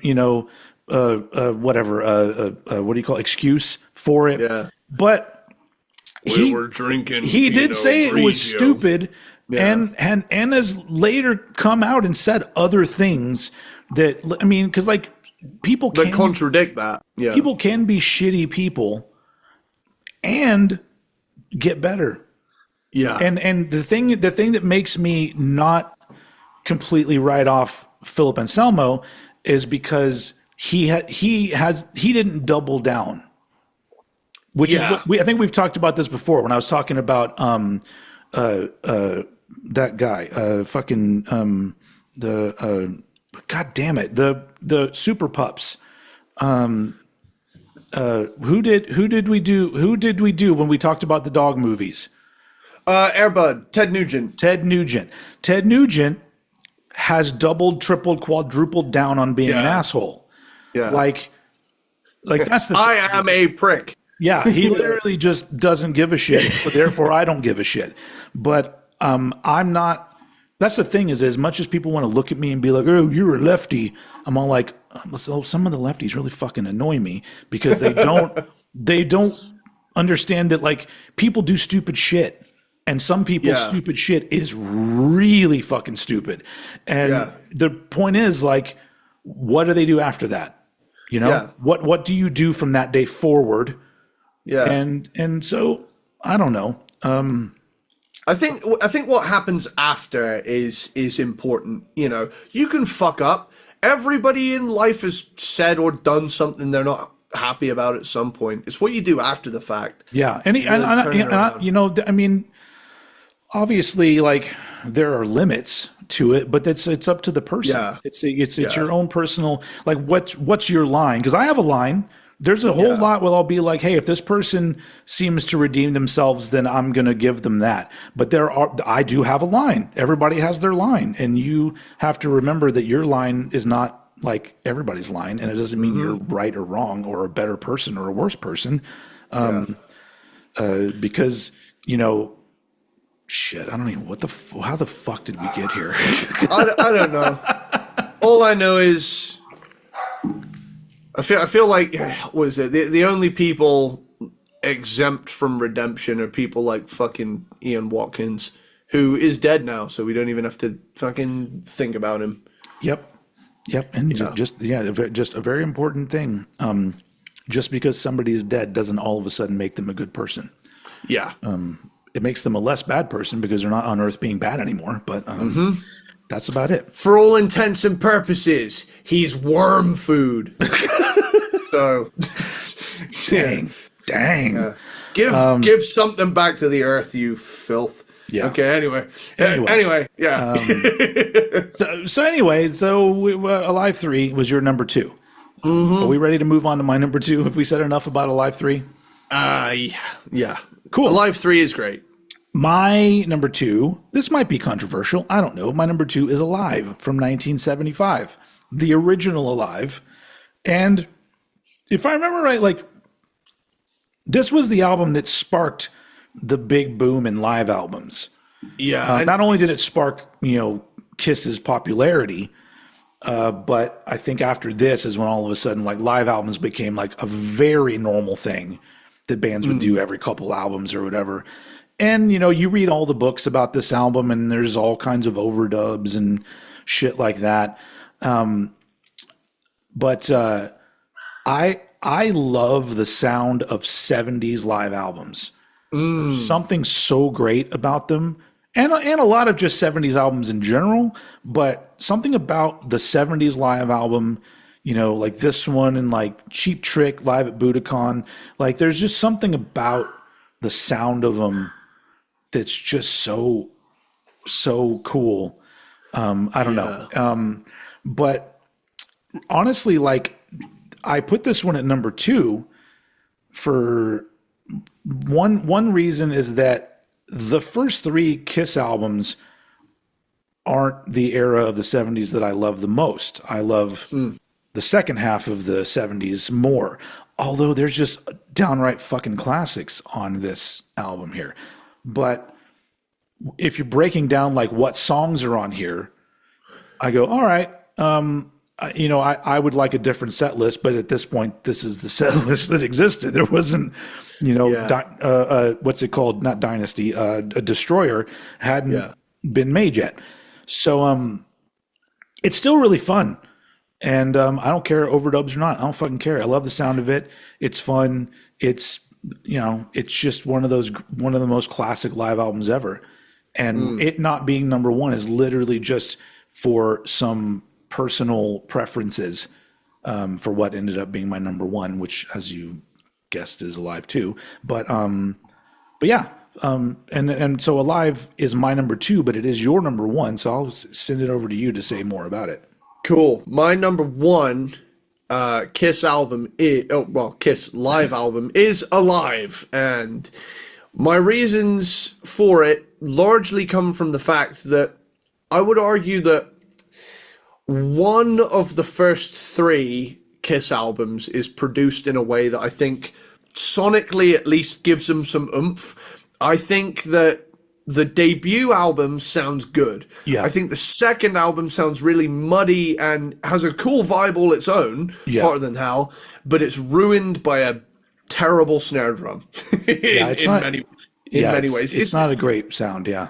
It's not completely fucked for me, but it definitely prevents the songs from reaching the level that they would gain live. And I think Dress to Kill is very dry, but it's also very thin. But the thing about Alive is you have all the bombast and weight there. They sound heavy, it sounds raw, but it also sounds huge, like it's coming off of a stage. It doesn't sound like a bunch of guys in a room in the early 70s trying to figure out how is this supposed to sound. Yeah. This sounds like a confident band fucking getting up there and blowing everybody's face off. It's got the weight, it's got the spaciousness, and it's got the size that these songs deserve. And I think something so cool about the 70s albums is that during an era where, you've got these huge stage shows and stuff like that, where, you would have a huge sound coming at you if you saw the band live. Very often, like 9 times out of 10, 70s albums tend to be very dry. There's not a lot of effects added to make it sound like, you're in a space so much as it is you're in a room with the people recording this. Unless you're Led Zeppelin. Unless, of course, you're Led Zeppelin. But for the most part, I find that, the closest thing apart from this they got to of that like big sound is Destroyer. But Destroyer is recorded like a fucking rock opera. So ultimately, I think, Kiss as a band works at their best on the stage, and this album ultimately, if someone turned around and said all the best sounding versions of these songs are the Alive version, I'd be like, I can't disagree. Now, have I listened to the album versions more because I like listening to those albums for their characteristics? Sure. Yeah. But here's the thing. This album, 3 albums in, already feels like a greatest hits, and they're all being performed in a way that lends themselves like so much more oomph, and the songs get the justice they deserve, frankly.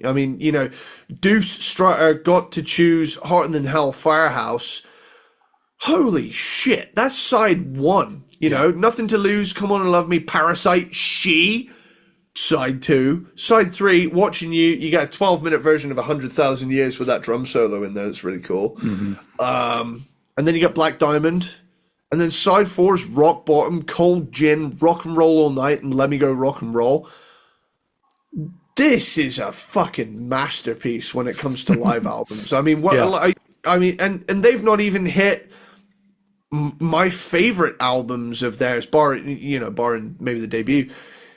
But god damn, dude, to have this many songs that rock this hard at this point in your career. It seems silly to think that there was a time that Kiss wasn't popular and they had those kind of songs, you know?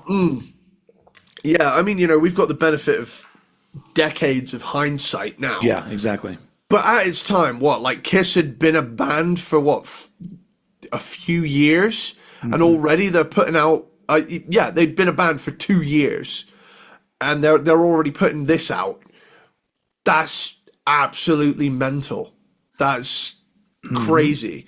And no wonder they made Destroyer after this thing, because I mean, how do you top this? Yeah.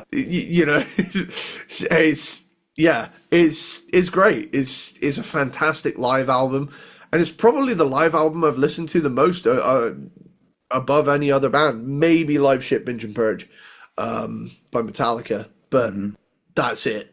Yeah, this thing is a slab of greatness, and I think this early in their career, with these songs finally getting the justice they deserve, really proves to be the outstanding live album. But they're all great for different reasons, but this one had to be at the top spot for me. Okay.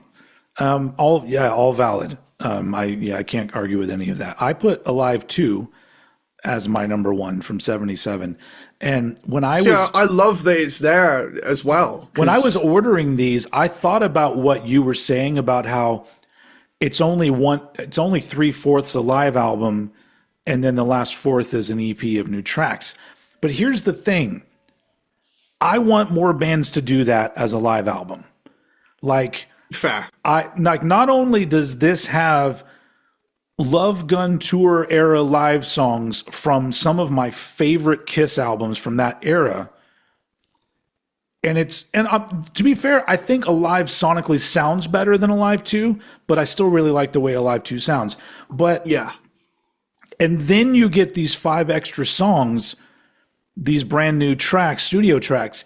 That to me is like, I would want every band, when they put out a live album, I would want that to be what it was. Fucking just recently, Tears for Fears did that shit.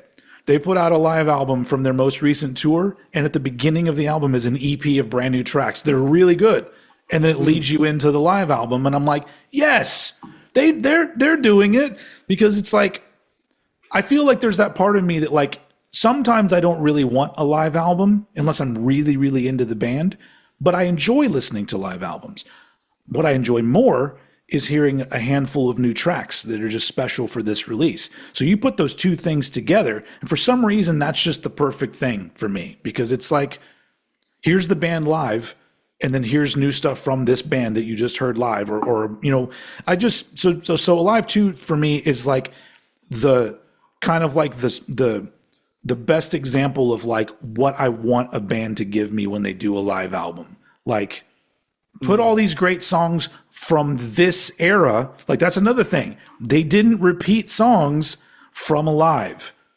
So it's like, yeah, not only do I want you to give me live songs from this era, even if it's brand new.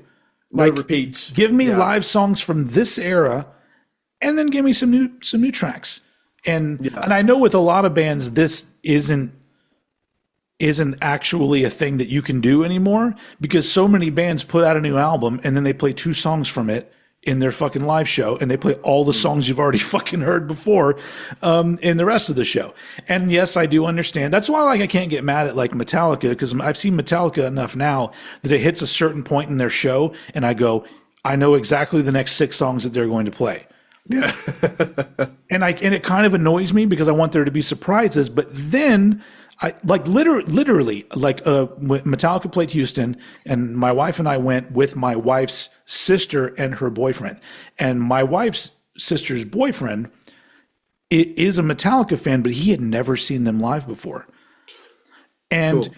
And my wife's sister was talking about how, especially that last section of the show, every song he was like, oh my God, because they were going to do, One and Inner Sandman and Master of Puppets. And they literally so I start thinking about it and I go, oh, his first show, Absolutely. How are they not going to play Master of Yeah. Puppets 1, Enter Sandman? Like, how are they not going to do that? So there's a part of me It's that all understands, but also yeah. wishes that it was different, It's always someone's first show. That's the tricky thing Hmm. that, it's that tightrope walk, isn't it? Where as a band of that size, I'm sure there's like plenty of other stuff you want to fit in. I'm pretty sure they have rotating slots, don't they, for like certain songs where Yeah, they'll they throw in like a rarity. yeah, it seems like sometimes they'll rotate like load reload era songs or, Yeah. because they did play like Memory Remains. So like those things will get rotated out, but everything else, they always have kind of a set these songs. You're going to hear these songs, and like it's unfortunate for me as a fan that wants to hear different stuff, but also, I almost feel like when I go to shows like that now, I kind of want to look around at like the younger people and watch them like lose their shit when they hear, the intro to Master of Puppets, Yeah. Well, one of my guilty pleasures is watching reaction videos of people who've like never gotten into like Metallica or like bands I love and stuff like Yeah, that. And like there are it's certain infectious. there's certain times where I'll watch a video and it's like, motherfucker, you've heard this before, and I can tell you're acting. But there are certain ones that pop up, and like you can see the sincerity on Yes. their face, and it's like, okay, I'm sticking around. I'm subscribing to you because it's like falling in love with the band all over again. Because it's like I'm confident I've heard Master of Puppets like way over 1,000 times. I would go as far as to say at this point in my life, probably heard it like 10,000 times. Yeah, it's been quite a lot. Yeah. I mean, there's part of me that wishes, and I blame video games for this. There's part of me that wishes that I had this like stats thing, the stats Oh, menu that I could yeah. see, like what are my top 100 most ever listened to songs. And I would just love to be able to see that. And the closest thing I've got to that is I've got an app on my phone called Song Stats, and that tracks my Apple Music listening and whatnot. Oh, nice. But like all of that is CDs. Like it's all CDs. I'm pretty So sure that the my top songs that I've heard more than any other song in my entire life, "Smells Like Teen Spirit" is in there. "Creeping Death" is in there. "Wood" by Alice in yep, Chains is probably in there. There's a handful that I know that I've listened to them because they're songs that get played a lot, but I will not skip. Like yeah, that's the thing is that there's something about those songs that and let's talk about fucking "Rock and Roll All Night" yeah, is like I've heard it so many times, but it's still fun. Like it's yeah, just like it doesn't matter. And so it's, I don't even remember how we got here, but oh yeah, because we were talking about like live shows, which is a really good thing because you're talking about like you skip back to where we were when you're talking about the Alive Millennium concert. yeah, That was some people's first Kiss concert, yeah, and for they sure. got to hear "Rock and Roll All Night" and "I Love It Loud" and all of those fucking things. And Yeah, so like, but when it comes to a live album, you can only put so many of those out. It's like I see fucking Iron Maiden releasing another live album, and I'm all like, these are the same fucking songs from the other 5 live albums that you put yeah, out, dudes. yeah, And it's not, at that point, it's like if you're not a massive fan of the band, there's not a lot bringing you to that. yeah, But what would is if there's bringing you back to Alive too, if there's some brand new tracks also on there as a little bit of an incentive, yeah. then I'm I just like, cool, let me buy this live album. I want to see a band do a live album called "Oops All Deep Cuts," where they don't play any fan favorite or song or singles. Right? It's all deeper shit, and they put it out and they call it "Oops All Deep Cuts" or It's like the something like that. cereal, oops, all Yeah, yeah, berries. yeah, literally, All yeah, marshmallows. yeah, So I would here's what I would love. If I was in a band, let's say I'm in a band that's really big and we're called Metallica. Metallica and we're like one of the biggest bands in the world. Grave Circuiter. Yeah, and we literally like announce a tour, worldwide tour, and it's called the Celebrating the Classics of Metallica. And you're going to hear the greatest songs from all of our catalog. And then literally we get on stage the very first night of the very first show and we play Saint Anger from beginning to end, followed by some load and reload tracks and a little special Lulu track at the end. That we have some random homeless guy wanders onto the stage. No, hear me out. Right? What we do is we go on. We play Saint Anger start to finish, have an intermission dead in the center, and say, right, in about 10 minutes, we're going to come out, we're going to play the other half of our hits. Woo! Yeah. Come out, play Lulu in its entirety. Oh, shit. That would be weird that to do that one. I wouldn't wish that on any. I love that album. Motown Girl! But could you imagine, like I would love that. But that would be a lot to throw on to an audience. But that'd be fun because I would be one of those people that just eats it up. Even if I wasn't expecting it, I would still be so like, oh my God, this is fucking amazing. It would be a one-of-a-kind experience. I'll give it that. Yeah, but they can only do it the first night because then people are gonna all of a sudden it's on the internet and everyone's like they're just playing Saint Anger from the beginning. I love how we get to Metallica on the Kiss episode. That's just a good example of it. Get your bingo cards out, people. We got bingo cards. Yeah, I think we fit in all of our tropes. Is that the right word? Tropes. I was going to say, actually, that here's a bingo card one. Any song that I've heard probably over 10,000 times, anything in a GTA game, straight up. There you go. Straight up, like 100%. I've been playing those games since I was young, so, I've definitely heard those ones a staggering amount. Yeah. That's insane. But like, yeah. With and Kisses are songs that I've heard a whole fucking lot. So yeah, there we go. That was my number one, Alive 2 from 1977. Plus it has fucking Rocket Ride on it. My dogs love that fucking song. But I love like Rocket Ride and Larger Than Life are like my two favorites on that. But just the variety of songs they give you on that, from All American Man, Rocket Ride, and then ending with that fucking Beatles sounding track. Yeah. I'm always just like, this is a band like on top, and they're just like, fuck it. Let's making this song that sounds like a Beatles song. Anyway, I love it.